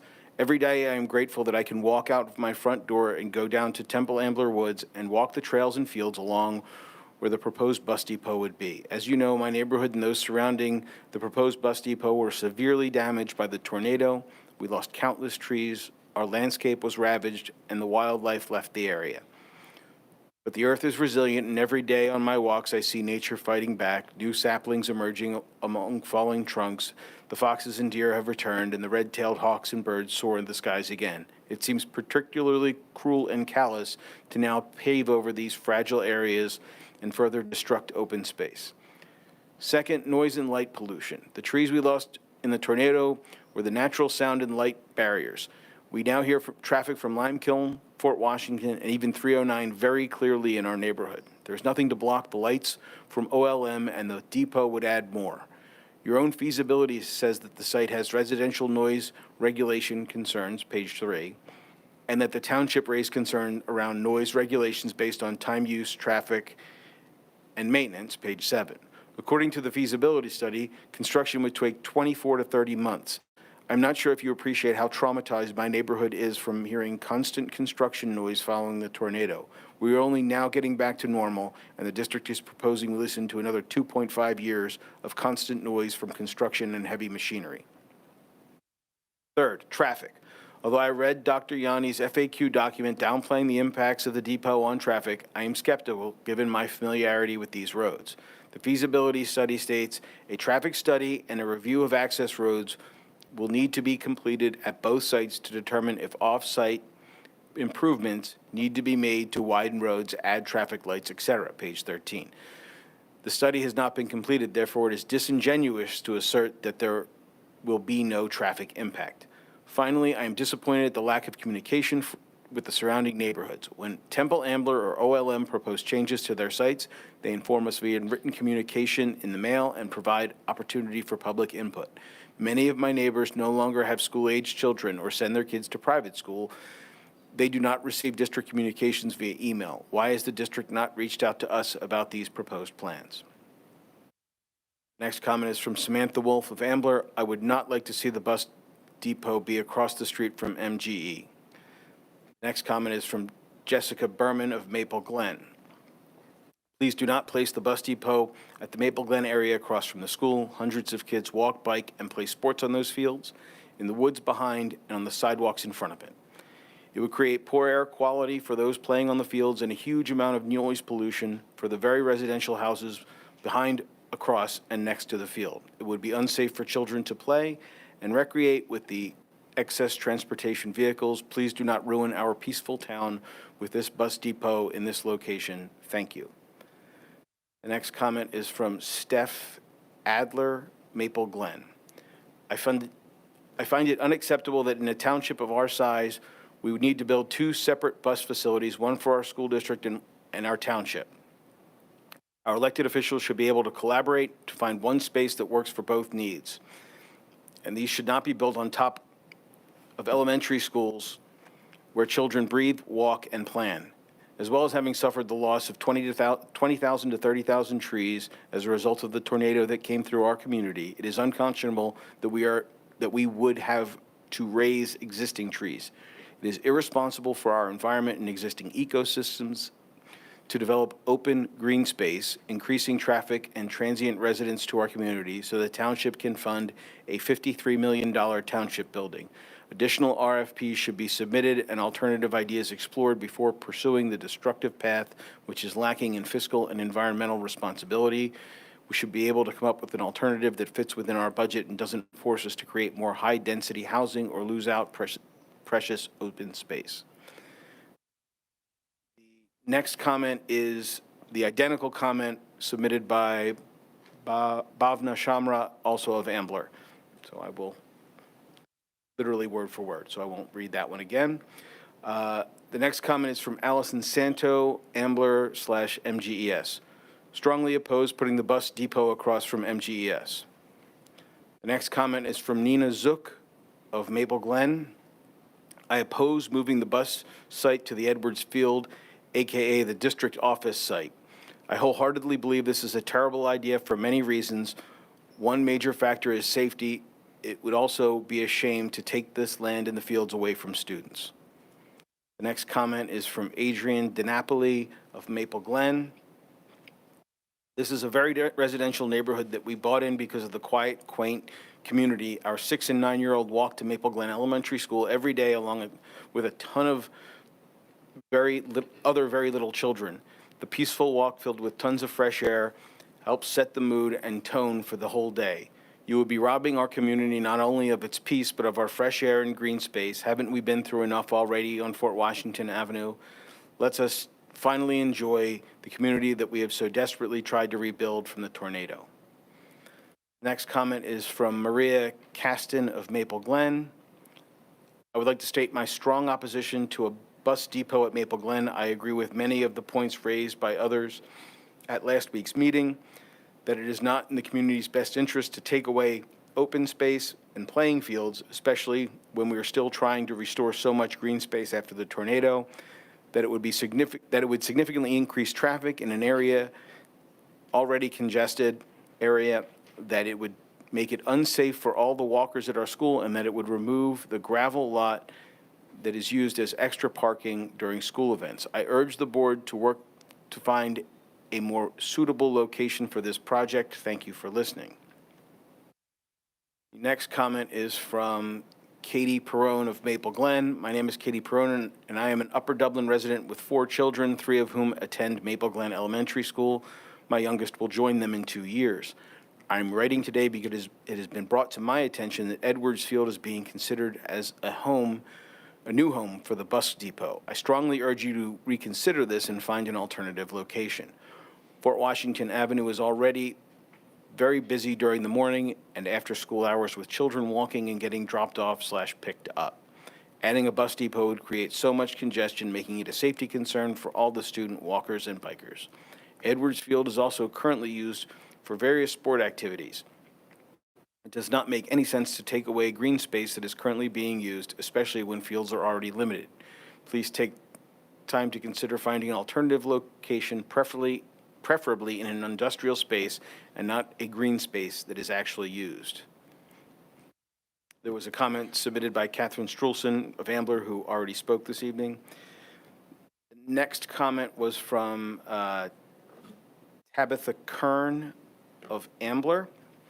I do not agree with the development of a bus depot at either location, but I feel more strongly opposed to it being developed across from MGES, since that will have greater impact on my family. This isn't anything new, but the green space in our community has been devastated by the tornado, and by developing such a large facility, it will just reduce what is available to us and the wildlife that inhabit it. Have plans been made to relocate Edwards Fields, or will those families who use the fields be forced to go elsewhere? Has consideration been given to the tannery run behind the fields and the effects on the wildlife? Are there plans to monitor the air quality of the school after the facility is built? Next comment is from Frank DiNapoli of Ambler. I live in Maple Glen School District and my children attend the school. My concern is the exhaust from diesel buses contains over 40 toxic air contaminants, carcinogens, ozone, smog-forming compounds, and fine particulate matter, soot. Exposure to fine particles is known to cause asthma attacks, heart attacks, lung cancer, strokes, and even premature deaths we have been through enough the past few years. The next comment is from Jane Steffen of Ambler. I recently became aware of a proposal to consider building a school bus terminal at Fort Washington Avenue in the sport fields across from Maple Glen Elementary. I find this plan objectionable for a number of reasons. I would like to highlight a few of them at this time. One, a bus terminal in this location would be directly across from an elementary school. This brings a number of issues. A, there are health concerns from the fumes generated by 52 buses. This cannot in any way be positive for children's lungs. The playing fields for recess are directly opposite this site. B, the traffic on Fort Washington is already very heavy when school is in session. There are many children who walk to school, as well as other residents who walk their dogs or run in the area. The increased traffic would be a safety hazard for all. C, currently these fields are used by the township for sports in the evenings and weekends. The fields are also used by the high school for after-school sports programs. 2, there are environmental issues dealing with wildlife that currently live in the woods and eat in the field. The tornado already ruined much of their habitat, and the remaining areas should be protected. 3, the Upper Dublin's Friends Meeting House and the adjacent area have historic value and should be protected. 4, on a final, more personal note, a bus terminal at that location will negatively impact home values on the properties in the area. These are my initial thoughts. Thank you for listening.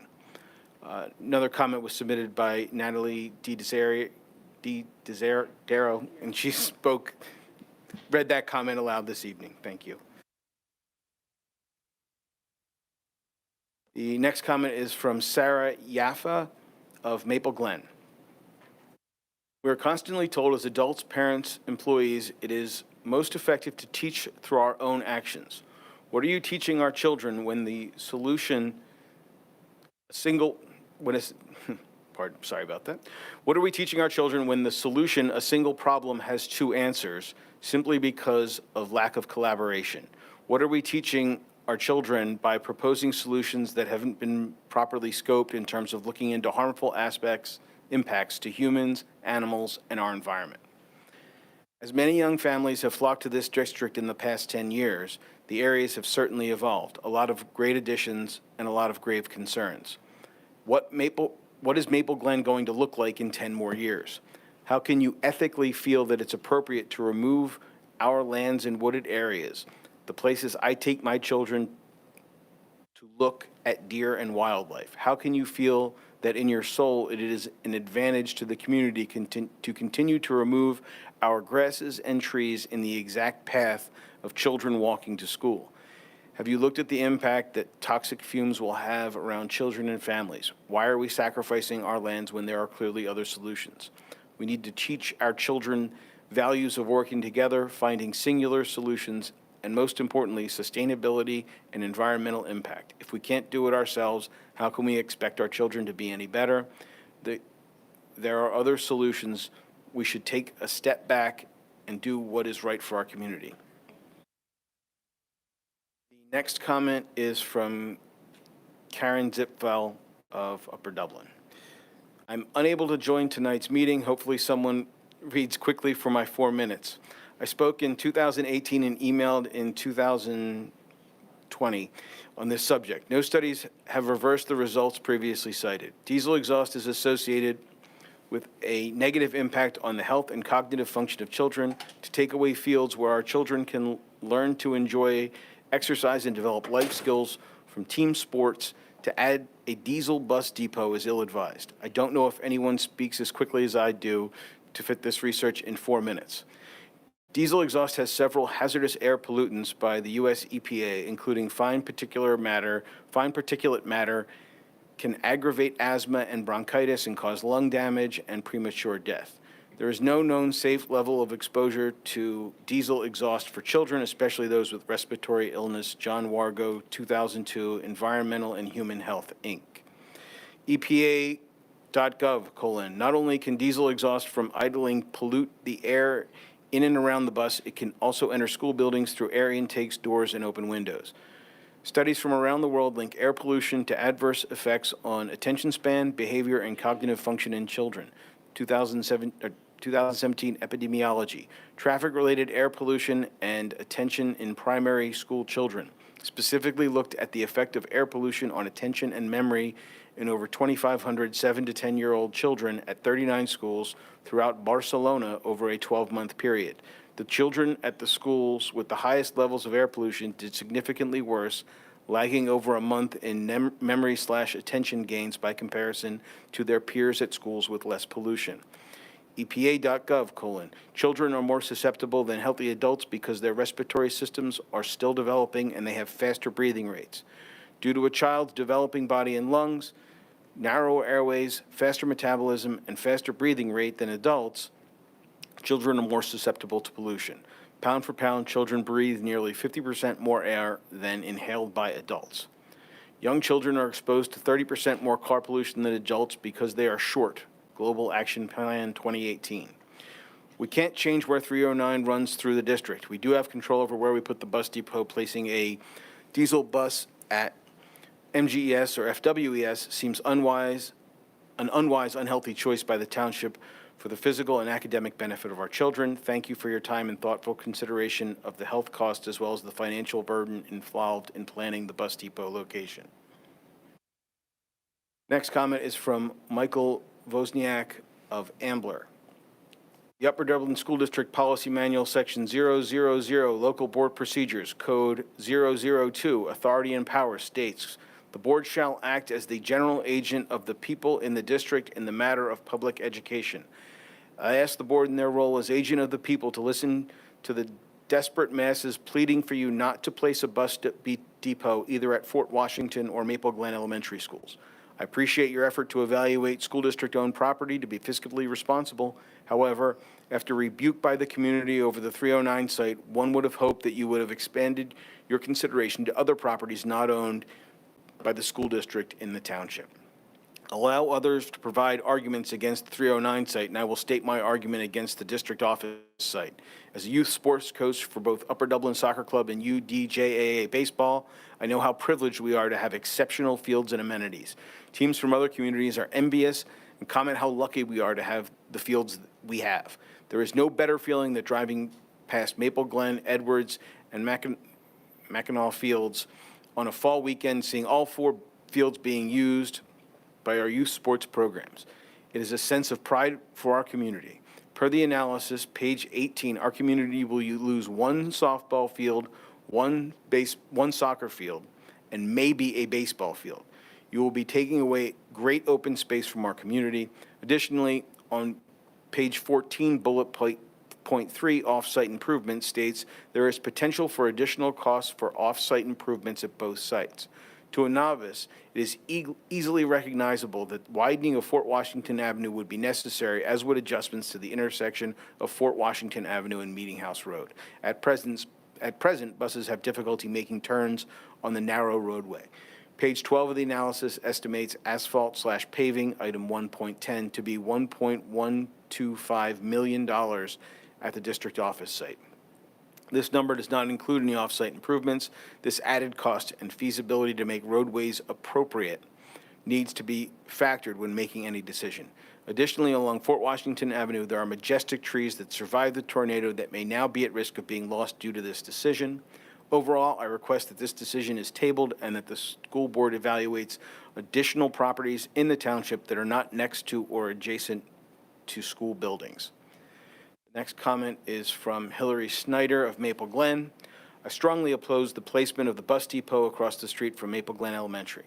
In my opinion, the most basic reason not to put the site there is because it would sacrifice a sports field that is in regular use for school and youth sports. I oppose the destruction of any township green space, but if the 309 site truly does not involve Field of Dreams, why choose a site that does destroy a highly used field when a viable plan exists that would not impact township fields? Additionally, this space becomes vital to overflow parking for many events at Maple Glen Elementary, as existing parking is not adequate for all school events. While a provided document stated rush hour and school times would not be impacted, it seems hard to imagine the placement of that many buses coming and going along two-lane Fort Washington Avenue would not have an impact on traffic and congestion. Lastly, from the perspective of someone who lives in the Maple Glen neighborhood, the placement of the site at MGES, in my opinion, would have a much greater impact on the lovely green and opened area of Fort Washington Avenue than a bus depot located off Highland and 309, which is more tucked away and not in the middle of a residential neighborhood. The next comment is from Lindsay Feigl of Maple Glen. The landscape of both proposed areas have taken quite a hit from the tornado we sustained. Green space is even more important now than ever. Why not use the area across from the library or the other public area that is not residential as the sites proposed? The next comment is from Alina Galveo. When I heard about she spoke. Thank you. Thank you.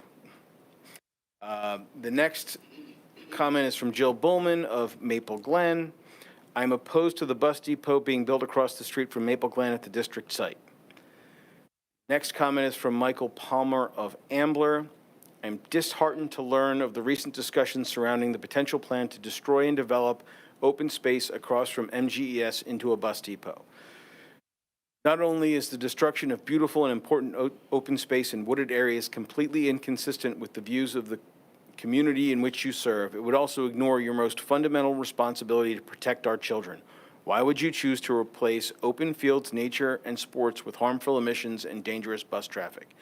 There is clearly a disconnect between the thoughts and opinions of some of the decision makers on this board and the thoughts and opinions of the community. Most importantly, have you asked the children if they would want this? The same children who walk to school every day marveling at the many deer and geese in the field. I personally know many of these children, and their first response when hearing about this plan is, where will the deer go? What about the ethics of changing a residential area with specific zoning laws for residential only into something that harmful for those same residents? What about the importance of preserving the important history of not only our country but our local area? Does everyone know that the Friends Meeting House on the corner of Meeting House and Fort Washington was part of the Underground Railroad, and that the very fields you're talking about destroying have rich and important cultural significance as a route slaves would use to get to their next safe house? I can't fathom a scenario where anyone knowingly destroys such an important cultural site. The issues with this plan are numerous. I've touched on only a few here. I fully expect the many other residents and concerned parents to voice their opinions tonight, as well as in many other ways in the near future. As elected officials, it's time to speak with your residents to find out how they feel about these plans prior to moving forward in any way. It is your duty and responsibility. The next comment is from Mandy Zachariah of Maple Glen. I'm writing to oppose the bus. I'm writing again about the bus depot. Neither of the proposed locations are good options, especially the one that takes away a much-needed softball field for our girls. However, if you plan to build at the 309 location, isn't it silly to have a brand-new multi-million-dollar school district bus depot right next to a brand-new multi-million-dollar township garage facility? The very clear answer is to build these facilities together and share a garage and fueling station instead of having two each. Last week, when the community members asked for you to work together with the township and build one garage and one fueling station to share, the response was, we just learned about the township's plan. Nothing was said about the board looking into this further. This is the time to work together, share the resources, and build one garage facility to be used by the school district and Upper Dublin Township. That concludes the written submissions for this evening's meeting.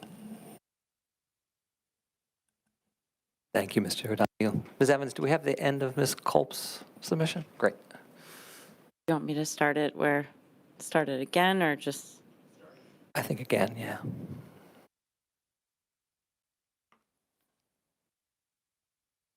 Good evening. This message is for the school board meeting tonight on February 21st. My name is Heather Kolb. I reside in Drescher and have two elementary age students at Thomas Fitzwater. My statement tonight is regarding the bus depot that is set to be approved. I have a couple concerns. Obviously, the cost and the location are a concern. My children don't attend either of the proposed sites, but if they did, I would have probably more to say. My concern really relies around the safety of the existing bus system and the lack of communication and technology really related to that. A couple of years ago, we were informed about an app, a way to track our children on the bus. That app and tracking system has never been available. I have had both of my children as kindergartners be let off at the wrong stop, not picked up, taken back to school, and leaving parents and myself very worried about where they were with no way to track them. This year, the first day of school, the bus didn't show up, again, with no way of letting parents, many of whom are working, and waiting for the bus to come to let us know that the bus wasn't coming. The other day, our bus broke down, and again, we stood outside for 30 minutes waiting for a bus to come. And again, not knowing that one would be deployed, one was on its way. Again, no communication. So our buses continue to break down. We, as parents, are left in the dark when these things happen. We have no idea when our bus arrives. It's any time over a 30-minute drop-off period. It is improving, but we, parents who are working end up standing outside for a long amount of time in anticipation of a possible drop-off from a bus. There are a lack of drivers, as we all know, yet we are building a bus depot and not really addressing these core issues, such as hiring more drivers. There are no safeties on the bus, and bus drivers, while they are keeping our kids safe and do a great job, really don't have control over the bus situation. Kids are on phones recording other children. Kids are on their Chromebooks using YouTube, showing inappropriate videos. There are 5- and 6-year-olds on the bus who are learning things that they never should learn while riding the bus home from school. And we're really not addressing the safety on the bus. So, again, my concerns really are related to a lot of existing conditions, and I don't see them improving with building a new bus depot. I think they need to be addressed first, really to make our kids safe, which is, what we all want. Thanks for listening. Have a good night.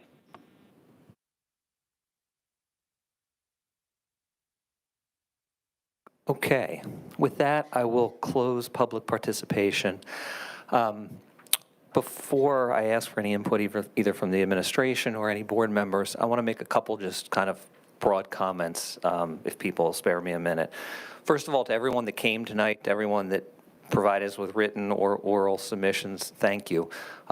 Those submissions are greatly appreciated by the board. We welcome that type of feedback and input from members of the community, and thank you for taking the time out of your busy days to provide us with that this evening. In terms of the information we're taking in, we sit up here on the board and at times are tasked with making very difficult decisions, and those decisions have to be based upon as much information as we can take in as possible. And we strive to do that. We strive to do that from the administration. We strive to do that from our own personal research and reading. We strive to do that from members of the community that come out and speak to us like you all did tonight. In terms of writing or typing furiously during public comment, let me say from my perspective, that is not meant to be in any way, and I hope no one takes it as disrespect. For me, I need to take notes because although I could go back and watch it, I want to have words in front of me of what people said so I can process that information. Some people write, some people type. But I think I speak on behalf of the entire board to say, when we're writing or we're typing, we're listening, and please don't take that as disrespect. A lot of the issues that you brought to us tonight and that we've heard are going to be discussed in a lot more depth. And as we said at last week's finance meeting, the next opportunity for that is going to be the next finance meeting, which is on March the 14th. So I think everyone here can expect a very vibrant and a very substantive discussion of these types of issues at that forthcoming meeting. The last thing I want to say, just from an opening standpoint in response, is that there were a number of comments tonight about discussions with the township or relationships with the township. And as some people pointed out, yes, we did learn of various things from the township, and people spoke to us about that last week. And after that, the board reached out to the township, and I can tell the community that there hasn't been a meeting set up between the school district and the township. And so I wanted everyone to know that. Has, just to clarify, there has been a meeting set up, yes. Oh, I'm sorry, what did I say? I heard hasn't, but. Oh, I'm sorry, has, yes. No, it has. There will be a meeting. Let me make that expressly clear if I misspoke, and I apologize for that. So please know that that meeting has been set up and will be proceeding. So there's sort of my initial overarching comments. I think next, Dr. Yanni, is there any response to some of the questions on behalf of the administration? Sure. About not wanting to work with the township, I emailed someone earlier this evening. I'd like to dig into that a little bit more because there absolutely is a desire for us to work with the township. We actually had a township liaison, district township liaison meeting a couple weeks ago. So if any of you are hearing from the township side that I, in particular, don't want to work with the township, that's patently false. So there's always been a desire to work together. In terms of looking at grant funding for EV, I'm looking at Mr. Leckman. We did submit that grant. My understanding, or what I remember from that, is that districts really were not granted funds. It was municipalities across the country, correct? I don't believe that there was one district in Pennsylvania, I think it was Philadelphia School District, that did receive some funding, but no other school districts in Pennsylvania received any of that funding. Yes, we did apply. We were not approved. And there was a comment tonight about us not caring about female athletes. We've heard this before. We heard in the past we didn't care about the baseball players. We didn't care about swimmers. Again, take it for what it's worth. We do care about our athletes. There's no intended disrespect from anyone in the administration or the board. Mr. Sirota, would you like to? Sure. So speaking as, and I think you're tossing it to me because I'm the chair of the Finance Committee and have been involved in these conversations really since 2018. A few things. So I understand the general thrust. I appreciate the general thrust of the comments. There are some specifics that I'm picking on, and please don't think I didn't hear the big picture, but just some specifics to address. We heard that the bus depot was originally supposed to be on the gravel lot behind the high school over here. That's not true. It was originally in the high school plans. The only place it ever shows up in any version of the high school plans is exactly where we're talking about putting it over on the other side of Loch Elsh. That lot was used during the high school construction as a temporary parking for faculty during the 4 years that this building was built in phases. The original bus depot, as somebody said, was roughly where the Aplex entrance is now. So that went away right at the beginning of the high school project and was temporarily moved to a site we were renting on New Jersey Drive. That was intended to be temporary. It just hasn't ended yet. So we're still renting the same space that was intended to be a temporary solution. And we're trying to bring that to a close. Someone pointed out that these choices all have negative impacts. We need to consider those. Absolutely, we do. The negative impact of choosing something else, of course, is taxes. And we also hear a lot about that. We didn't hear as much about that tonight. And that's something we can dig into at the Finance Committee meeting in March. Someone mentioned something about, and this had little specifically to do with this, but debris from Sandy Run sitting in a landfill. That's also not true. Everything that was recyclable was recycled. That was actually part of the LEED grant that we got to help fund that building. So recycling of the debris was a big part of that project. In fact, most of the annex, just so everyone knows, was actually recycled. The actual physical bricks from the building were recycled and used as fill underneath the new building. Everything that we could recycle was recycled. Someone mentioned 2 fueling stations. Our plan originally when we talked about, which was several years ago now when we talked about the 309 site, did include a fueling station. We are no longer talking about building our own fueling station.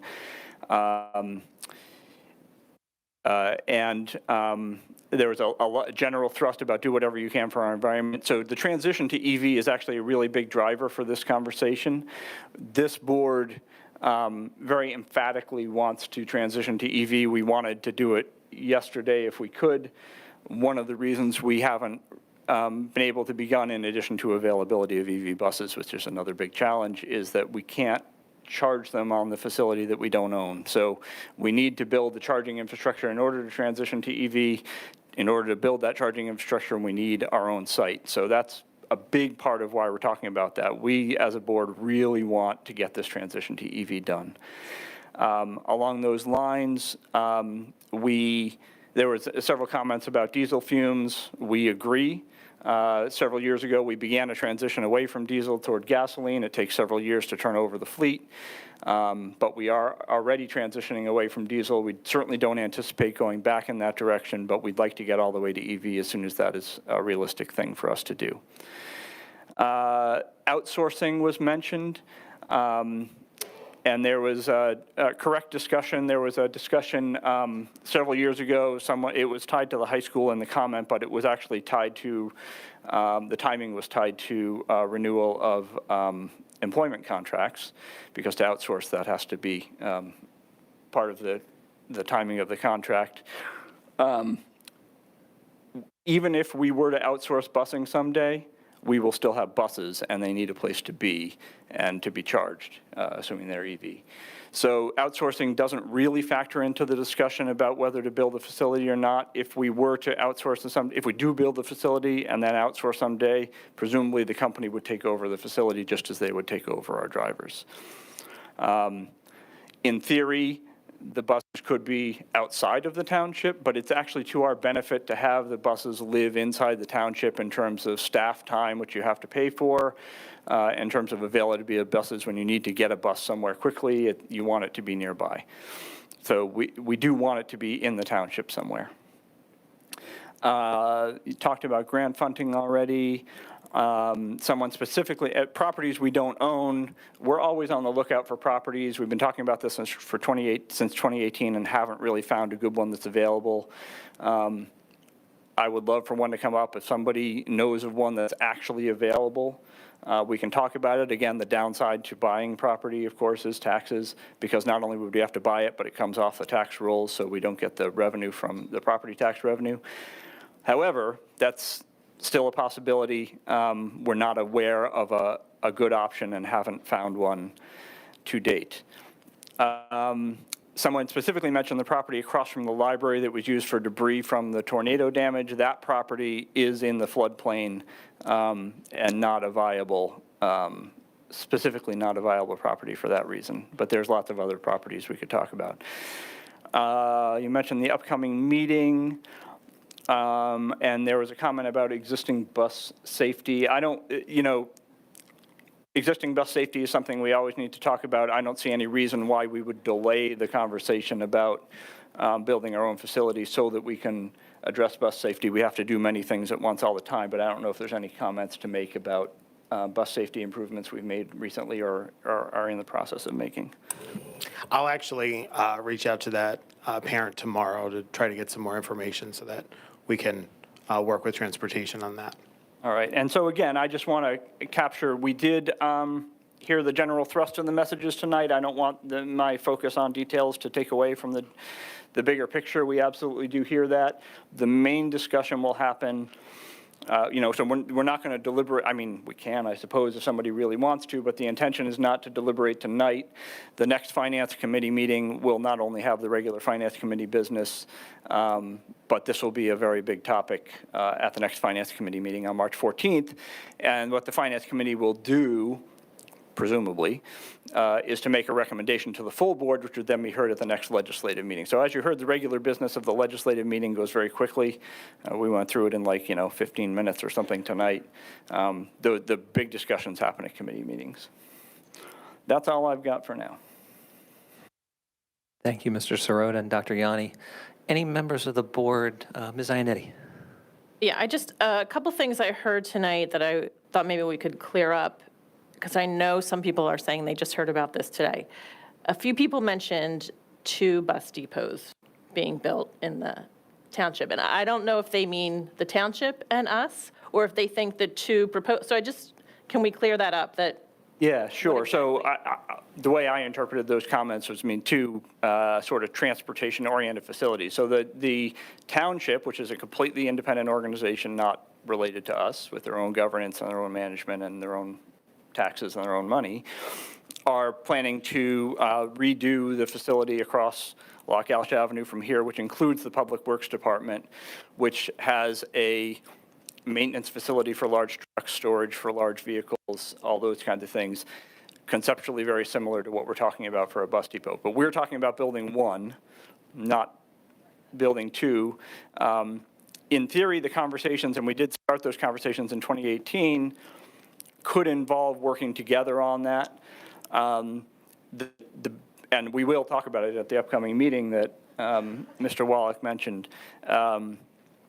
The hardest part of it will, and I'm not saying we won't have the conversation, but just so everyone's clear, the hardest part of it is not really the facility and how many garage spaces and all that. It's actually the money, like who owns it. It's a completely separate organization. So who owns it, who pays the staff, who decides if there's a bay needed to repair a school bus and repair a snowplow, who makes the decision about what has priority. Like, all those are actually the hard part of that conversation, and I'm eager to get into that conversation with them again. But that, it's not about specifically, what are you building? It's that part that's the hard part. Did I answer the question? You did. And I just was wondering if you could mention, there was a couple questions about air quality, and did we do a study? So we did at the 309 site, just for people. At the 309 site. That's right. So we did, we had originally commissioned the air quality study over there to be done the week of the tornado, and we had to postpone it, obviously, because of that. So it did get concluded, I don't know, when was it? In the fall sometime? This fall. Yeah. But we haven't done an air quality study at the district office site, but we did do the air quality study over there. And as somebody mentioned in community input, it found that any emissions that came from the bus depot would be dwarfed by existing emissions from 309. Obviously, it's still adding a little bit, but only a little bit compared to what's already there. But again, we are also transitioning away from diesel toward gas and then eventually to EV. And along that, and maybe we can bring that study back up to the surface again, because I think everything was, even though 309's there, everything was still in the safe range, if I recall correctly. That's right. And we can,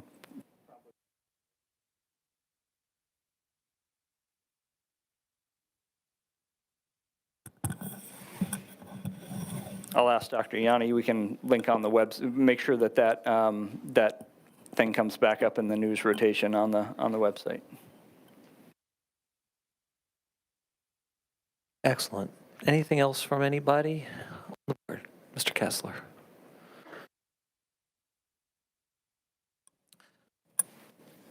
So I don't have anything substantive to add to the discussion, frankly, but I do want to note something for the record, so to speak. So tonight we had 28 people who sent in emails. We had 1 voicemail, and by my count, 18 of you stood up and spoke. And I think I can safely say for my fellow board members that we did hear you. Someone made a comment about taking notes, and I would echo what Mr. Wallach said. I take notes because I want to remember what's been said. This isn't a one-time proposition today. We're going to have additional discussions, and while there are different topics that everyone brought up, they sort of materialized into about 6 or 7 categories. And so for myself, I want to make sure those are in the front of my mind when we sit down next month to discuss this and to debate it. But I do want to emphasize the fact that to see the audience tonight, to have people come in here and voice your concerns, to have people write in, to have someone leave a voicemail, that's what this is supposed to be about. So I want to thank you on behalf of myself and my fellow board members for your participation in this process, because it is vital and it is important. So thank you. Ms. Hawthorne. Good evening. One, I want to start out by just saying thank you. I want to also say thank you to our youngest community members who are still with us tonight. One comment that really touched me is catching shade under a tree. And we've all been there on that hot summer day and really can appreciate the trees in our community. So thank you for your compassion and advocating for your community. It's really appreciated. Just a little bit about me. I have 2 kids in the district. If my kids were in elementary school, which they're not, they're in high school, they would go to Maple Glen. So it's all of our community. So I want to thank you for coming out tonight. A couple of key words that I heard, green space, sports, protected land, safety, collaboration, the animals, health risk, the walkers, the pickup, the drop off, right? I get all that, right? The shade from the tree, that really stood out to me. Compassion, the history of the town, research, better choices. I opt to say best choices, right? What's the best choice for our community?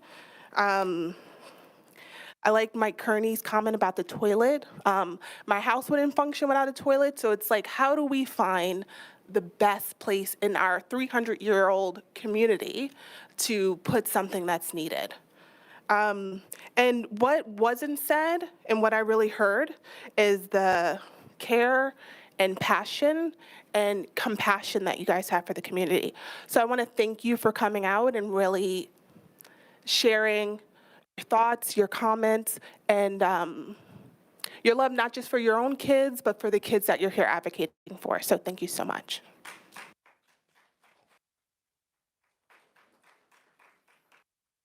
Ms. Sherpier. Yeah, and I'd like to piggyback onto this, that while it's great that so many of you came out, I think we're looking for solutions. So if people have solutions that they want to share with us, please, please, please reach out. This is not just, hey, there's a bunch of us making a decision. We're really trying to do the best for the district, but we have to weigh a lot of variables in this process. So if you know of something that could be really helpful, we're looking for solutions. Many of you were here to express concern, but I haven't heard too many solutions yet. And that is something that I think we are really, really looking for. We have to find a solution to a problem that we have, and we want your help. And I think by many of you coming out, that's great. Now let's do the next step. And we have a month till the next meeting or to the finance meeting. So if you know of places, because it's, yes, if you drive through the township, it looks like there are places. But if you dig a little bit deeper, then those places may not be as available. We are doing our best. And I'd like you to know that, but also really appreciate your input if you're able to give that. So thank you. Anything else from the board? Mr. Sirota. Just to quickly follow up to Ms. Sherpier's comment, what we're looking for, if you're looking for alternate properties, what we need, just so you know what we need, is a minimum of 3 acres. 4 would be a lot more comfortable. That has good access to the road network, that's not directly adjacent to any houses, and that's actually available. That's sort of the core of it. There were several mentions of trees. Just to be clear, neither of the sites we're proposing include any significant destruction of trees. We hear you. We believe in that too.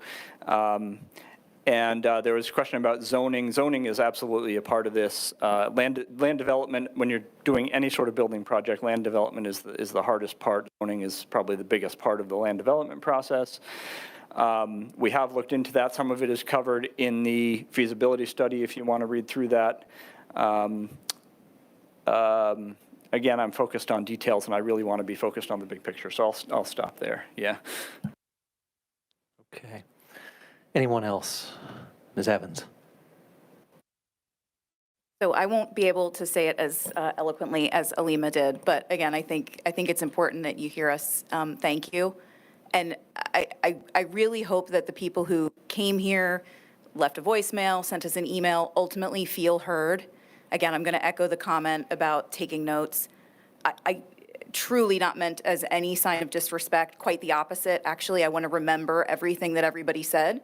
Heaven forbid there's a technological glitch and I can't rewatch the meeting. I have my notes of what everybody said. I took notes about the personal comments that you made about, I have a kid here, or I'm a coach of this, or that stuff is meaningful. So thank you for kind of sharing your personal story. But again, my greatest hope for everybody who participated is that you know that you were heard. One thing I want to mention, and Mark, you mentioned this at the Finance Committee meeting, but I want to reiterate it here. Part of the reason that we kind of talked about this at the last Finance Committee meeting, even though we are not yet taking action on it, was exactly for this purpose. We wanted to make sure that nobody was surprised, that there was ample time for people to submit their comments, have their voices be heard, exactly what is happening here, and probably will continue for the next month. So again, this is exactly what we need as your representatives, is to hear your voice. So again, thank you for taking your time. I know it's late on a school/work night. So thank you again, everybody, for participating. Dr. Davis. Very quickly, again, I don't want to, reiterate everything that everyone said, but truly want to agree with my fellow board members in saying thank you. Thank you for coming out and taking the time to, express your concerns. My children went through Maple Glen Elementary School. My kids played on those fields at Edwards and up at the corner. I spent many, many hours on soccer fields and baseball fields right there. And so I hear you. And we do understand your concerns. So, as a board, we do have difficult decisions to make on behalf of the entire district, but we appreciate the input that you're giving us because we can use it to help, inform our final decisions on what we're going to do on behalf of our school district. So thank you again for coming out. I truly appreciate, and it just brought back really great memories of why we live in Upper Dublin and why this is such a great community. So again, thank you as the hour grows late and we need to get the little ones home to bed. So thanks again. Dr. Levinowitz. I think I'm the last board member to speak. I wasn't really planning to speak. This is my 24th year on the board. I've been to many, many, many meetings, and this isn't the first time where I've sat through, discussions like this. But what I really appreciate and why I've served for 24 years is the respect that we have from the board and the community. We can disagree, but we can air our differences, and we can change our minds. That has happened in the 24 years. Not nodding your head, Ms. Vitella. So again, the only reason I've served for 24 years is I really, really, truly believe when I moved into Upper Dublin in 1988 that this is a very, very special community. We can disagree, but we will get to where we need to be. We always have gotten to that place. And so I want to thank, again, everybody for coming out. And I'm tired, so I'm sure you're tired. But again, thank you for coming tonight, and we will get through this, I guarantee you. Thank you. Any other comments from the board or the administration? If not, I think that will end our response to community input. We have a couple informational items. The enrollment report, we have our liaison committee reports. Our monthly committee meeting had minutes that were approved from education, policy, and finance. Does any board member who's a liaison have anything to add to their submitted report at this late hour? Dr. Levinowitz? Real quick. March 5th, open house at Eastern Center for Arts and Technology. If you have a high school student, if you're interested in learning more about Eastern, 1:30 to 3 at Eastern, visit the website, and I look forward to seeing some of my colleagues and some community members at the Eastern Open House, Eastern Center for Arts and Technology, March 5th. Thank you, Dr. Levinowitz. Anyone else? Okay, and then we have our upcoming meetings. We have our Education Committee meeting, which will be Wednesday, March 1st at 6 o'clock. Our Policy Committee meeting will be at 7 o'clock that same day or immediately following. Our Finance Committee meeting, as we referenced, will be Tuesday, March the 14th, and our next legislative meeting will be Monday, March the 20th. With that, thank you all. We are adjourned.